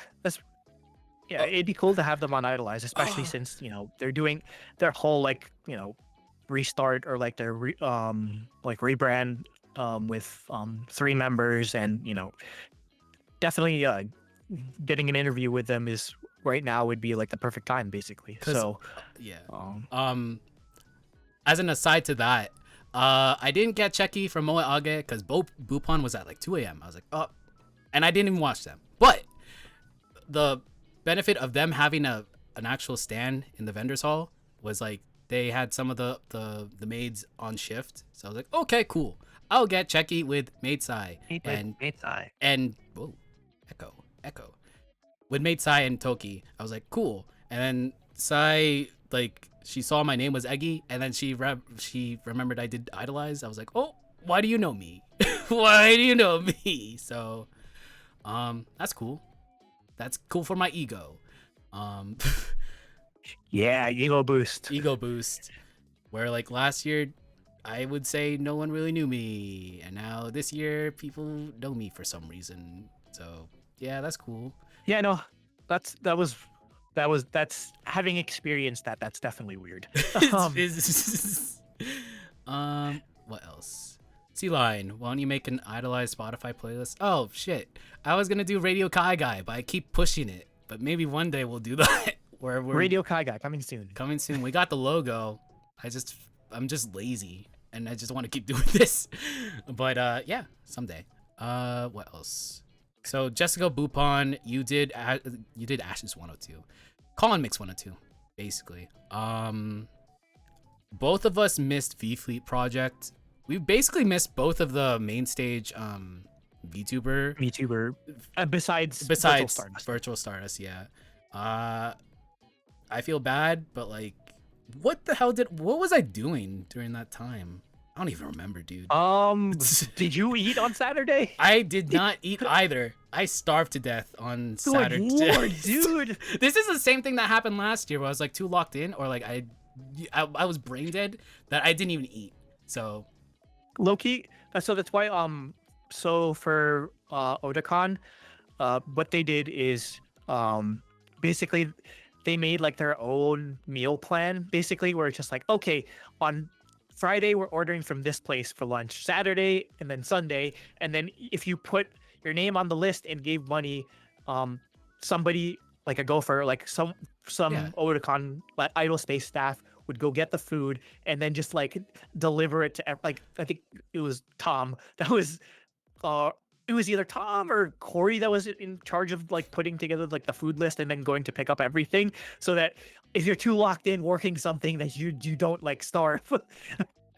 That's what happened last year. Like, it was one of the AV team that was like, hey, if you want McDonald's, I'm going to McDonald's, please chip in money and say what you want. So I got like a chicken sandwich, and that was literally the only time I ate. So yeah. Pro tip, please eat, please drink. Yeah, because I was dehydrated and starving by choice. So yeah.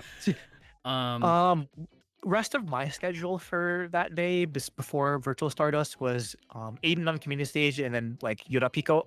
So I mean, again, this is like I mean, God, I've lost track of how many times I've seen Aiden perform, but specific, like again, just for some reason, or no, I know the reason exactly why. Like I've seen Aiden perform, and they're really good at you know crafting their set list or whatever. So um and Aiden has a lot of hype songs.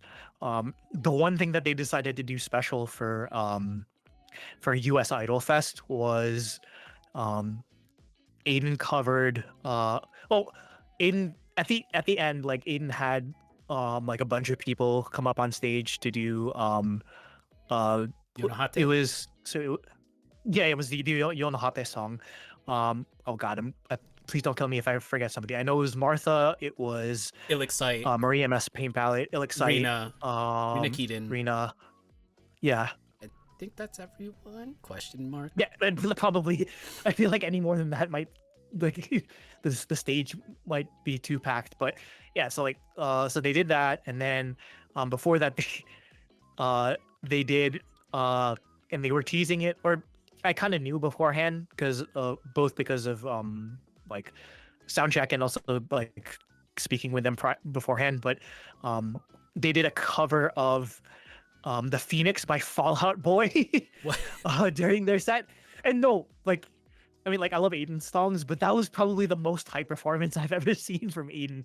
And like that, when I was talking about earlier, like when I know someone's locked in and I know the photos I'm gonna get are really good, and everything just becomes second nature. Like that was definitely one of the points in the weekend where I felt like I was locked in. Eden was locked in, and they were cooking like crazy during that set, and you know they tend to be really hard on themselves for performances, but no, like afterwards, like I'm pretty sure I told them like that's one of your best performances I've seen.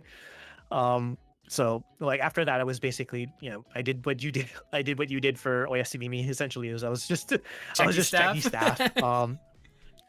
Well, which yeah, like maybe yeah, and it was or I was happy that I mean, like I'd see some usual suspects with Aiden, or like people like the people that are like friends, or just people that I usually get like they usually do Bupan or get checky, but there was these cool instances of Aiden, like some people were seeing Aiden for the first time, or like I'd heard of Aiden before but never really like saw them perform in person, and just like getting introduced, or just like there were some people that were just like they never really seen Kai Guy Idol performances before. So like yeah, it's always just like I think Aiden, like even though Aiden considers themselves like an alt idol, or just like not really traditional, I think they're still really good. um there's still a really good entry point into this type of I guess this style of music and this style of performance, because Aiden's usually doing something where you can like scream your head off like an idiot, or do some like type of like cool call and mix or whatever. So yeah, no, like that was really cool. I'm glad that they were able to get it had like a pretty decent checky line as well. So yeah.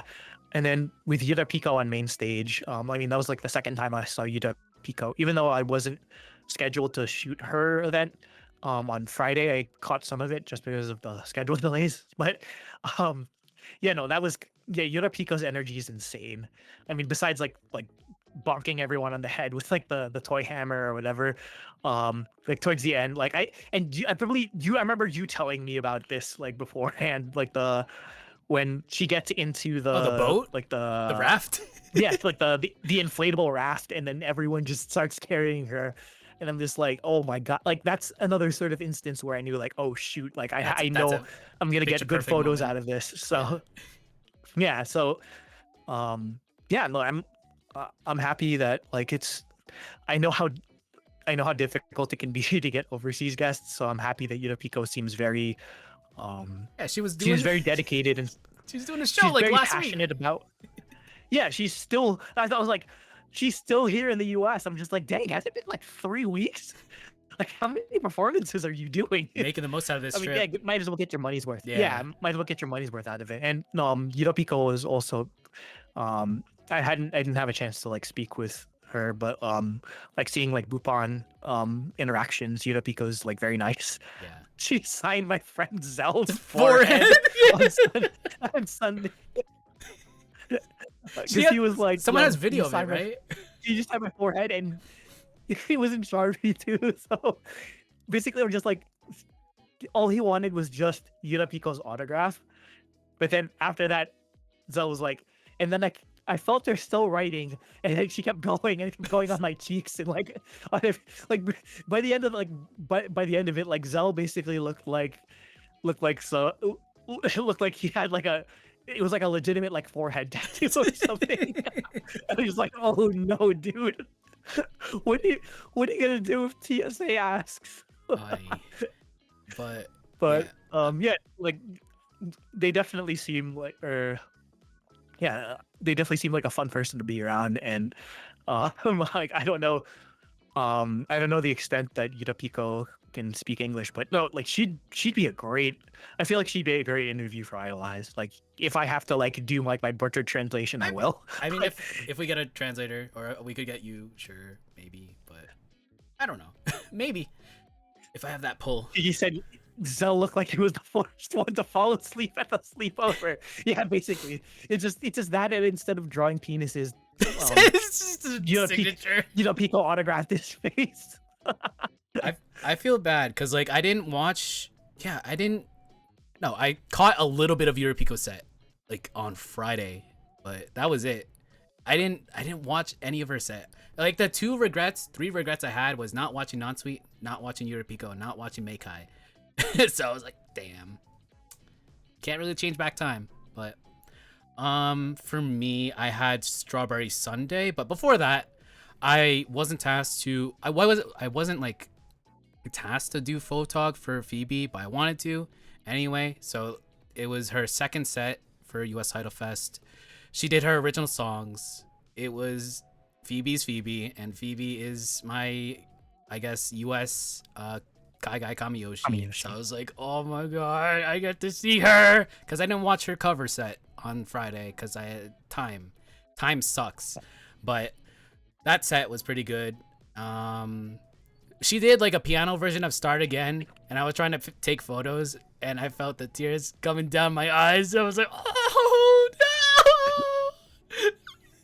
Like, oh my god. In the battery door. Don't get the battery door, go ruin it. But yeah, that version of Start Again pretty much got me in my feelings. I was like, oh my god. Afterwards, I think I tried to do Bupan. Like, so here's how it went. I bought a Czechie's ticket from Steiner. I was like, oh, you know what? I have time before Strawberry Sunday. So line up. You know, Phoebe's Phoebe, long ass line. So it, you know, had to wait a little bit. But by the time Strawberry Sunday was about to start, I was still in line. So I just gave my Czechie ticket to the person in front of me, and I had to dip. So I was like, oh, you know what? Here You could have asked for like you could have asked them to hey, here, do a one shot for me, please. Say it's for Eggy. They don't know who I am. Yeah, whatever. But I did Strawberry Sunday set. The last time I saw them was once again at IPLA Volume 1. They were pretty good. I think that was they were wearing their special, their special like Halloween gear. That was awesome. They're a good duo. Great duo. Like them and Oyasamimi definitely know how to like work the crowd as a duo. So highly recommend them. What else? By the time Strawberry Sunday was done, I went back to Bootbud. I bought another Czechie ticket, waited in line. I finally got a Czechie with Phoebe, and I was like, awesome. And then I talked with Phoebe for a little bit, and that was great. I don't know what else to say, but like, yeah. I didn't speak with Phoebe the entire weekend until like we were about to leave, we're about to leave day Just- 3. Yeah, because like I was like I wasn't scheduled for any of Phoebe stuff, and also I was just like mega locked in on other things. So I'm just like, I can't. I don't have time for this. Sorry, Phoebe. But Do I have the Czechie? Hang on. Let's see if I can get it. Oh yeah, I do have the Chucky because it made me fucking cry. It's her and me doing a pinky swear just to see each other again. I was like, oh my god. So, yeah, You live like you live within relative close distance to Phoebe. I could, Meanwhile, yeah. I have You're on to the East I have to Coast. fly halfway across the country unless somebody like pays for Phoebe to come back to like Otakon or whatever. But yeah, like I'm like relatively close to Cali, and I could just go and fly over to like the little Akiba events, but like that's money, and like driving there, that's time, and that's gas money. So I'm lazy. So like I can only do these big events or like travel to these big events, Um, which are conveniently next to me. So, yeah, love Phoebe, love Phoebe and what she's about to do. I'm so happy. But mm. other than that, did Bupon, did Chucky. I went to comp stage, and that was in the middle of Martha's set. Because I I got a thought bit of this set. Yeah. yeah, Martha's set was cool. I thought Strawberry Sunday was comp stage. I was like sitting there, I was watching Martha, and then I think, yeah, I thought they were gonna end, and then Strawberry Sunday was about to appear, but no, I forgot. Strawberry Sunday was a featured guest, so they were main stage. I was like, oh shit, I gotta run. So saw them.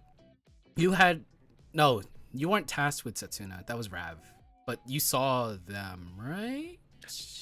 No, I was there a bit earlier. Like, thankfully I wasn't scheduled for anything on com um after Aiden, but I got food, watched Lucky. Murray MS Paint palettes. I was You were watching eating Murray's. Panda Yeah, Express. yeah, I was eating Panda Express and doing like oshikatsu with like the MS Paint palette like trading card while While while it's Marie was going on on. stage. And I'm just like, yo, this is next level shit. It was funny. And then like yeah, so I caught part of Martha's stage before I had to go run for Yurapiko, and then but yeah, Martha's cracked at vocals. Like every single time like I've seen them perform, I'm just like, what the hell? I mean, it makes sense, obviously, like vocal trainer. If anyone wants to learn how to become a cracked at singing, you can hire Martha You know what? when they're not busy VTubing. I've been I've been meaning to like DMing them for a vocal lesson. So maybe one day. Hey, Idolize episode vocal lesson with Martha. Bringing back Martha for an encore, yeah. Maybe. But Anything after anything before cause Virtual Stardust or not? no, cause Strawberry Sunday, boom. Did Checky with Phoebe, boom. And then there was that gap, that hour gap between Virtual Stardust where I don't remember what happened. Either I was again walking or just sitting down. I should have just ate. Like I don't remember what happened. But then we did all hands on deck for Photogs. It was Virtual Stardust, which is basically the VTuber equivalent of Northern Lights, with just Northern VTubers. Lights. Yeah. So, any performances that stood out to you, during Virtual Stardust? I mean, obviously, like the three or the two or three that obviously for me. I mean, whatchamacallit? Try not to dox the. Oh wait, no, it's literally just a rapper. Okay, so I was like, I'm not trying to dox them by accident, but yeah. So literally part of like photography, like team rapper was also They performing were the like opener. as a I was VTuber. like, what? Yeah, I was like, yo, what the? So no, he killed it. Rosie 2 did a really good job. Oh my god, Rosie's like Rosie did the 2D And no, stuff, 2D gimmick, yeah, and then went on stage. yeah, and I felt bad, because Rosie was one of the few people that had like actual 3D sort of things. So they had to sound check Rosie, but Rosie was just very sick that day. And like her voice could barely come out. Like they had to go run and get some like paper cola, like the magic and the magic drink that fixes your vocal cords. But no, they did an incredible job. And, it wasn't just it wasn't even just like going from 2D to 3D. It was in the middle of the song, which is Yeah. like the most hype part. Like just seeing seeing somebody walk out on stage. I mean, obviously it wasn't a surprise to me since I saw it like in the like soundtrack or whatever, but you know, like a moment like that's always really cool when it comes to VTubers. Pengy did Pengy, I wish unfortunately couldn't be there in person, but like they always put on really good sets. I mean, at least I'm glad like Orly was there representing all of Miami OAD. The only one, unfortunately. Oh man. Who else? I mean, like Nene Amano is always a good performer. Or she's like the one or she when I saw her perform at one of the Midtown Matsuri um events during Anime NYC, or like I did videography for that and she was really nice. So like from behind the scenes or end of things, like Nene is always really nice to work with. Naru was wild because Oh I had no yeah. idea. Like, I mean, like I saw Naru walking around with the mask and everything, and according to Ashes, they That only cooked it up like was right beforehand, yeah. where Naru ended up going on stage. And like, just like I got a pantomiming. good yeah, I got a good photo of them just like hitting the dab, and I sent it, and I sent it to Ashes. And Ashes is like, their manager's losing their shit right now. But yeah, like Oh man, Naruto I did like like Pinku I project actually stuff. Yeah. yeah, like Nadu was really good. Were you like relatively aware of Nadu before? Yeah, cause Like the sort of yeah, so she was with Shioriyuri Pro Productions, which was with Phoebe and Tatsuri and a bunch of other okay. people. So I knew of them, but like I casually do tune into their streams, but like that's about it. But like seeing them perform was pretty awesome.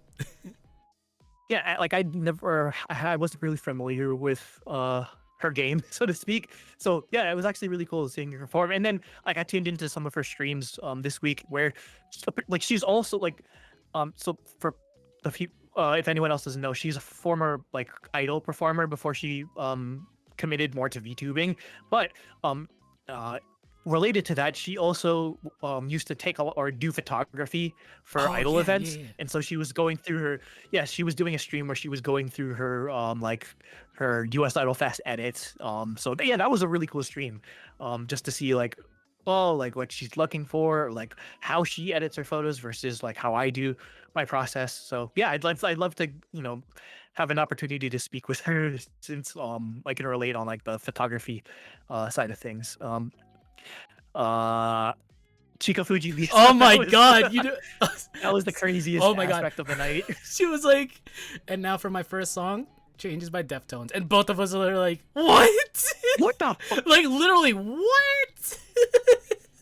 And no, like it's just like it's just probably like it's the ultimate gap moe because Chica Fuji Lisa is just this like really like happy-go-lucky Yeah. VTuber girl with like a cutesy voice, and then she's like, "There's Deftones." I'm like, "What?" It's just like, just come like. I almost did a spit take. I was I was literally like, drinking water at the time. yo. I almost did a spit take because I thought that. So, and no, like, did like I mean, like I feel like all the VTubers are really good, but I mean, like Lisa definitely was my favorite performance of the night. Just because like really good choice of songs. She had an original song that sounded like really like well, not really like metal, but almost like got like basically it sounded like I don't know, it's like Evanescence's cousin or something like that, basically. And I'm just like, yeah, that's actually really cool. You don't really hear because like usually like again, VTubers are basically just idol adjacent, so a lot of their music tends to sound like idol, like Japanese like idol songs. So doing like unique sort of performances like that. Yeah, I was she definitely put herself on my radar. On Sunday, I forget I was like walking in between certain things. I think because it was it a VTuber research group or VRC, yeah. project or whatever. Yeah. Yeah, yeah. So they had like the iPad the iPad robots going rolling around the whole weekend. And I think Lisa was talking with Ashes, and Ashes saw me. He's like, "Come over here," because Ashes saw my tweet, or just like Ashes saw me lose my shit over like the Deftones thing. And so like I started explaining it to Lisa, and she's like laughing, and I'm just like, I'll be honest, I wasn't familiar with your game beforehand, and but like yeah, no, yeah. So it was fun to talk with her. I haven't had a chance to tune into one of her streams, but I definitely I want to listen to more of her original music because she's definitely really talented. Um, so yeah, New VTuber, Oshi. new VTuber Oshi acquired. Mm. As for me, I guess the big standouts for me were Rav, who started out with Charles. I think like yeah, it was Balloon by Charles, and I was like, oh my god, that's a big song for me because like another VTuber by the name of Mano Alo did that song. That was her basically her signature. She was in Hollow Live before, but like I was like, oh my god. Rest in peace. I mean, like she's doing well. She did a song with Gumi. That's pretty cool. But yeah, What? yeah, I'll show you later. But other than that, rap's cool. What else? Otoharu Ryo, that dude is awesome. He opened the show. He opened his set with "Get Done" or "Promise." I was like, oh my god, I remember this song from 2009 because there was a meme of like if you tilt And a gold Dara did. a golden eye cartridge while it's playing, all the polygon, all the 3D models would go all over the place. I was like, oh my god, I remember this. And he did like a Eurobeat version of it. I was like, oh, this is so cool. And then Eurobeat just makes everything sound cooler. yeah, it's so In hype. general. And then Penky, always awesome set. I love Rise and Grind, even though once again AV kind of biffed it, but Oh like yeah, it is what Pengy it was is. yeah, the timing was a bit off, but no, Yeah. it was cool to teach. Granted, they could have just learned it from the week before, I guess, but Rise and Grind always has the funniest shit where it's um, so you either hide behind a chair, or you hide behind like a front row of people, and then like literally you jump when it says Rise and Rise and Grind. Grind. I forget who cooked that up originally. It might have been a like Puka Puka, or like I forget when exactly that was cooked. Or no, it might have been Bread Party Mm, where they cooked that up. But it's always the funniest thing to see. Um but yeah. yeah. Uh, I think that's like the main three that stood out for me. Like Nyaru, I was like, oh my god, Nyaru, and then Rosie Chu. Rosie Chu, I was not expecting to be on stage, so I was like, oh my god, I can take photos. I can take photos that aren't of a screen. So it was like cool. How were your photos for Virtual Stardust? Uh I kind of gave up halfway through, but I mean um no, I think basically anyone that showed up in person, I got good photos. Or like if it was just like the screen, I'd basically just go over to one of the screens, see what like silly Wodo shenanigans people were doing. Like I forget who performed Umokyo Densetsu. I forget. I'm really sorry. My brain was fried. But I yeah, don't like I got remember. but one of my friend one of my friends had like the Pasao Kondo like cut out. Reyes. Reyes, he's Oh, like it was he was like oh, he shit, was he was catnaps. going around. Yeah, yeah. So Reyes, I think he was getting. I think he was in like the meet and greet area. Heard Umakoi Densetsu, ran to get the Paso Condor standee, and then went inside, like got Oshi lifted her, and then went back. Oh But yeah, boy. the set, Like, the choice of music, or like everyone knew how to pop a crowd, cause like Uma Musume, mm, instant pop, instant like, oh my god, obviously, yeah, everyone loves the horse girls. Hell, Aiden on Friday, Aiden was cosplaying as Still in Love. So yeah. So Virtual Stardust, awesome. Moving on yeah. to day 3. Yep, You Sunday. yeah. Sunday's probably the shortest because like there was Yeah. the really.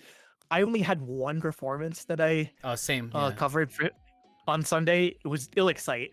Um, I mean, like or I'd seen them perform at like Otakon and like I mean like I've been familiar with them, but yeah, it was cool just uh working their communities, their comm stage. It was really funny when uh The they did pen. the song where it's like this is a pen. Yes. I was just like like the photos for that might be some of like my favorites just because it's so dumb and so funny, or like it was the most hype thing for a song about a pen. Like people are going crazy in like the pit too. um but and yeah, and also just like yeah, they're really good performers. Definitely. I need to go see. Or I need not that I need to go see them again. No, I need to go see them again, or I need to go see them in Florida whenever we finally whenever like we finally cook up a standalone Taiban down there, because that's been something we've been trying to like have happen, because I don't think there's ever been in Florida specifically. There's never been a standalone Taiban, It's like a always been standalone like show. at Everything's cons. So conventions. Yeah, yeah. So that's definitely one of the goals that like at Blood Suns Frontiers we've been trying to cook up, like trying to get standalone Taiban. So whenever that gets figured out, definitely Site needs to be on that set list or on that performer list. so I watched some of Elixite. Once again, I kind of regret not being there for the full thing. I was there for Northern Lights. That kind of biffed, because of AV and stuff. But like I assume like their set at Calm Stage was pretty good. Like the first 15 minutes I saw, I was like, cool, awesome, Elixite. I really should have gotten Checky again. I regret that. But afterwards, I went to Phoebe's Offkai, which is literally upstairs in the promenade. It was her birthday Offkai where we had like cake, we had tea, literally tea, and biscuits and stuff. That was cool. Kind of went overtime, which happens. We What else is new? what else is new? We got Checky. I guess like the main highlight for me is like she did karaoke with people that volunteered, and I was like, okay, I will do. I want to do karaoke with US Kamiyoshi. So I was like, okay, let's do Cruel Angel's Thesis. So I was like, yes. And there's no footage of it because I wanted Bird to record it, but Bird was not there, or Felix was not there. So I was like, shit. So there's no footage of it, but like I sang Oops. Cruel Angel's Thesis with Phoebe, and that's two Oshis that I sang Cruel Angel's Thesis with, because like back in March I did an Offkai with Gumi, Yeah, and I was drunk. yeah, as you did with fuck. Gumi. And I sang I sang like 6 songs with her, but like I mean, to be fair, Gooby was drunk as fuck as she too, was super to my duper understanding. tipsy, yes, but Yeah, like 'cause she's just like throwing it back because it's like it's birthday like yeah. drinking session, Yeah, karaoke session. she So loves her obviously, yeah. booze, but like I sang a bunch of songs, but like the main thing was Cruel Angel's Thesis, so that's like 2 Oshis, and now we just need one more. Oh my god, when is that gonna happen? Who knows? But yeah, that was cool.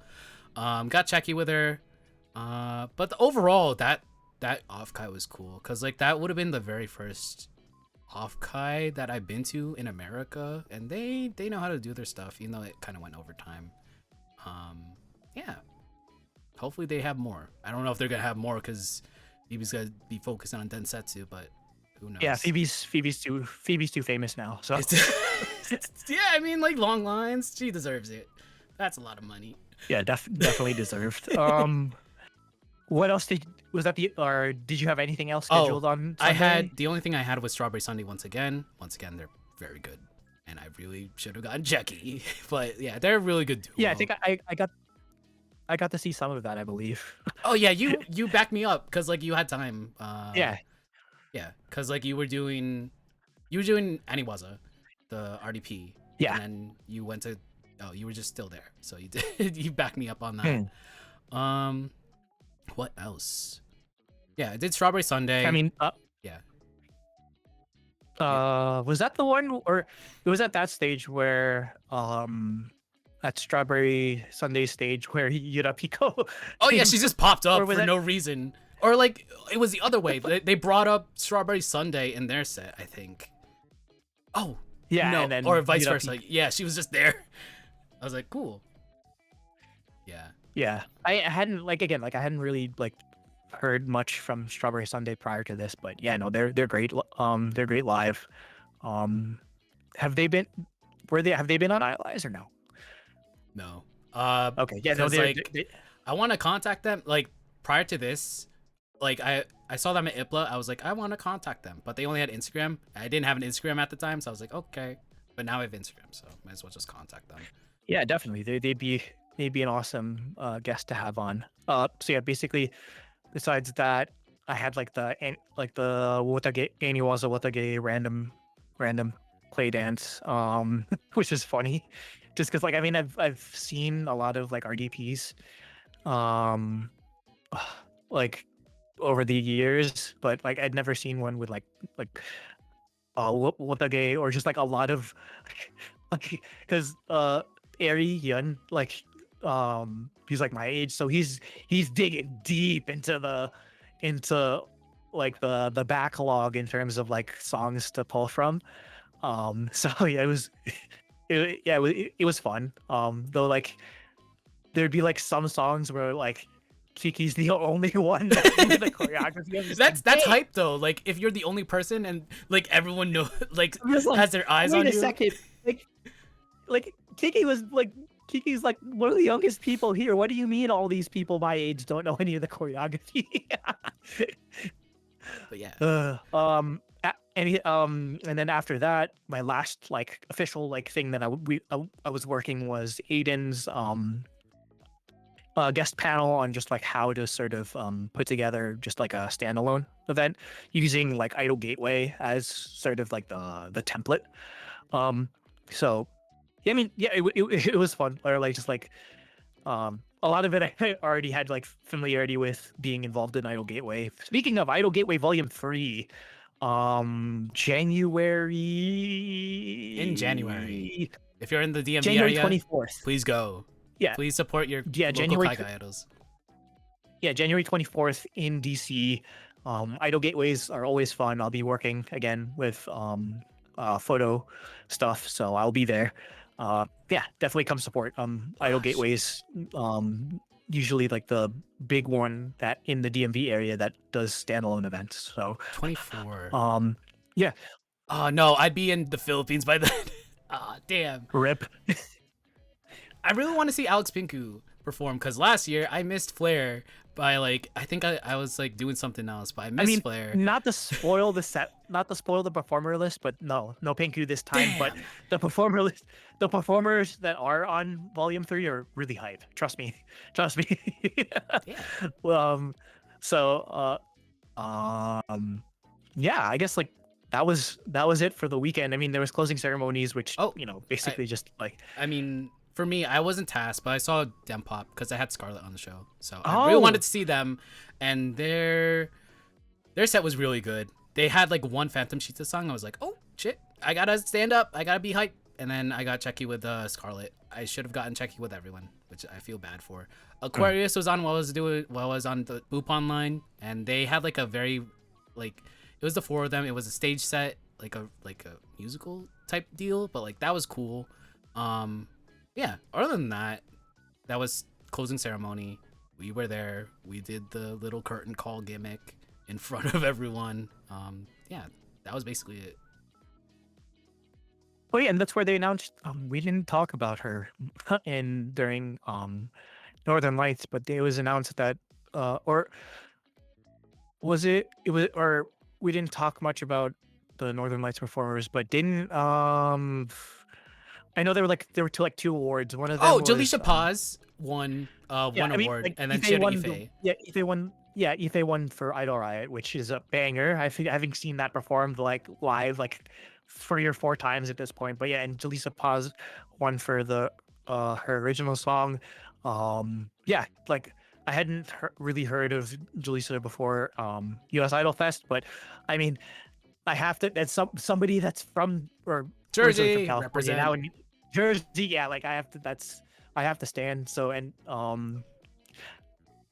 another good person for Idolize to Yeah, interview. I don't know if they're that's on the wait list. Not wait list, but they're on the they're on the damn. for consideration list. They're on the list. From USIF. So Yeah. yeah. So that was cool. And then after that, yeah, we basically just like hung out, went home, or went back to the hotel. I passed out. I passed You out got too. Like, no, wait. You passed out. I went to Walgreens, I think, and then I fucking passed out. That was it. And then the day after, or like the morning after 5 a.m., both of us woke up to catch a lift to LAX, and then we went our separate ways. So Mm. yeah. So you know, for my first Idol Fest, I'd say all in all, I think I had a good time. It's always nice, especially for like these big conventions. It's just, you know, I've only really been involved in this community for the better part of maybe like 2 years at this point, like last year and then this year. But it's always nice to see like, oh, like everyone jokes, oh my god, it's Oomphchella or whatever. It's always nice to see like a bunch of familiar faces. I always feel bad because I don't have time to talk to people as much as I want to, just because I'm always busy running around, Yeah. doing photos or whatever. But yeah, and I definitely I look forward to working the next US Idol Fest. I don't know if they ever announced a date or like It's probably gonna be the location or like when, same venue, and probably same around the same time. Like time. yeah, Yeah. frame. Hope I guess my only thing is that I hope they can schedule it so that US Idol Fest and NecoCon don't overlap, because I felt bad. I felt bad having to abandon Jay and Oh yeah. Tama. I'm just, they wanted me to do photo for NecoCon, and I'm just like, sorry guys. US Idol.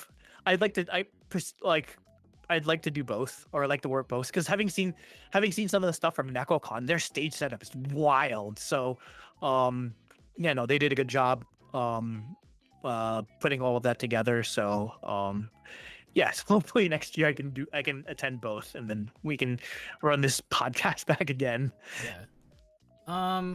I guess as for my second Idol Fest, it like as its bumps, this year had the most bumps compared to last year, but all in all, I had fun.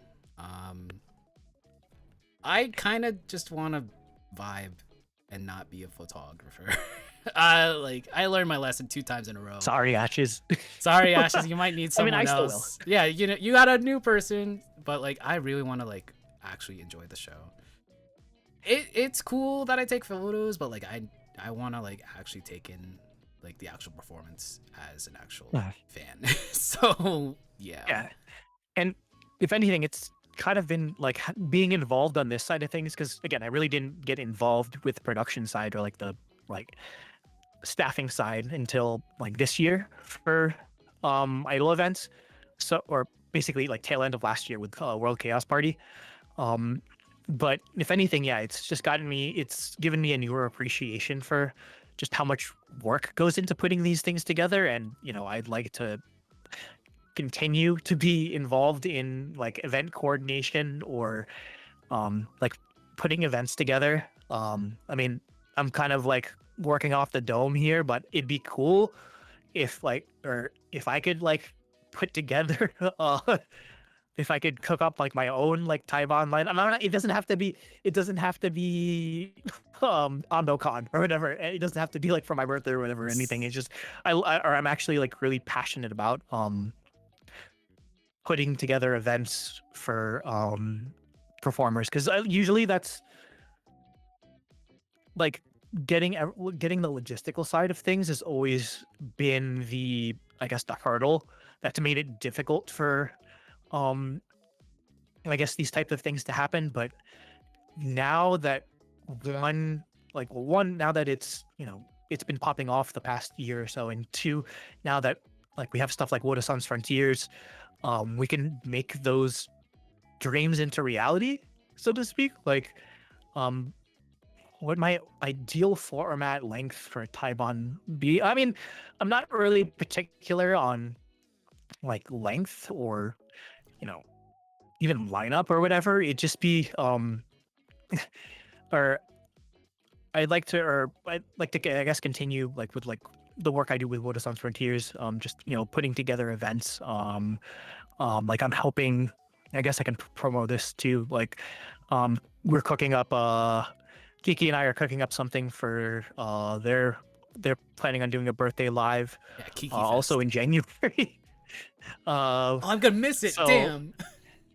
Darn. wait, man, January. It's like the week before. It's like the week before Idol Gate, or yeah, it's like the week before Idol Gateway or something like that. So I don't know when you leave. I'm leaving like I think 21st or 24th. So yeah. Oh shoot! Wait, hold up. You actually might be able to go 18th. Yeah. Maybe. Who knows? Maybe I don't know if I'm allowed in Yeah. No. New Jersey anymore. But You have to pull up to the Kiki birthday live and order 10 checky as payback. as for what you payback fucking do. for doing and Checky for them, sure. Yeah, but like it's cool. I just want more standalone events. I literally just want events that aren't inside a fucking anime con. But like, it's cool. Idol Fest is awesome. We really need to work on the kinks. Yeah, that and definitely. I mean, like, yeah, that I think it'll happen. And I guess in general, we're just still really in such a good spot where there's just so many opportunities for people to go see performances or go perform themselves that isn't necessarily tied to big anime convention happening in X place or whatever.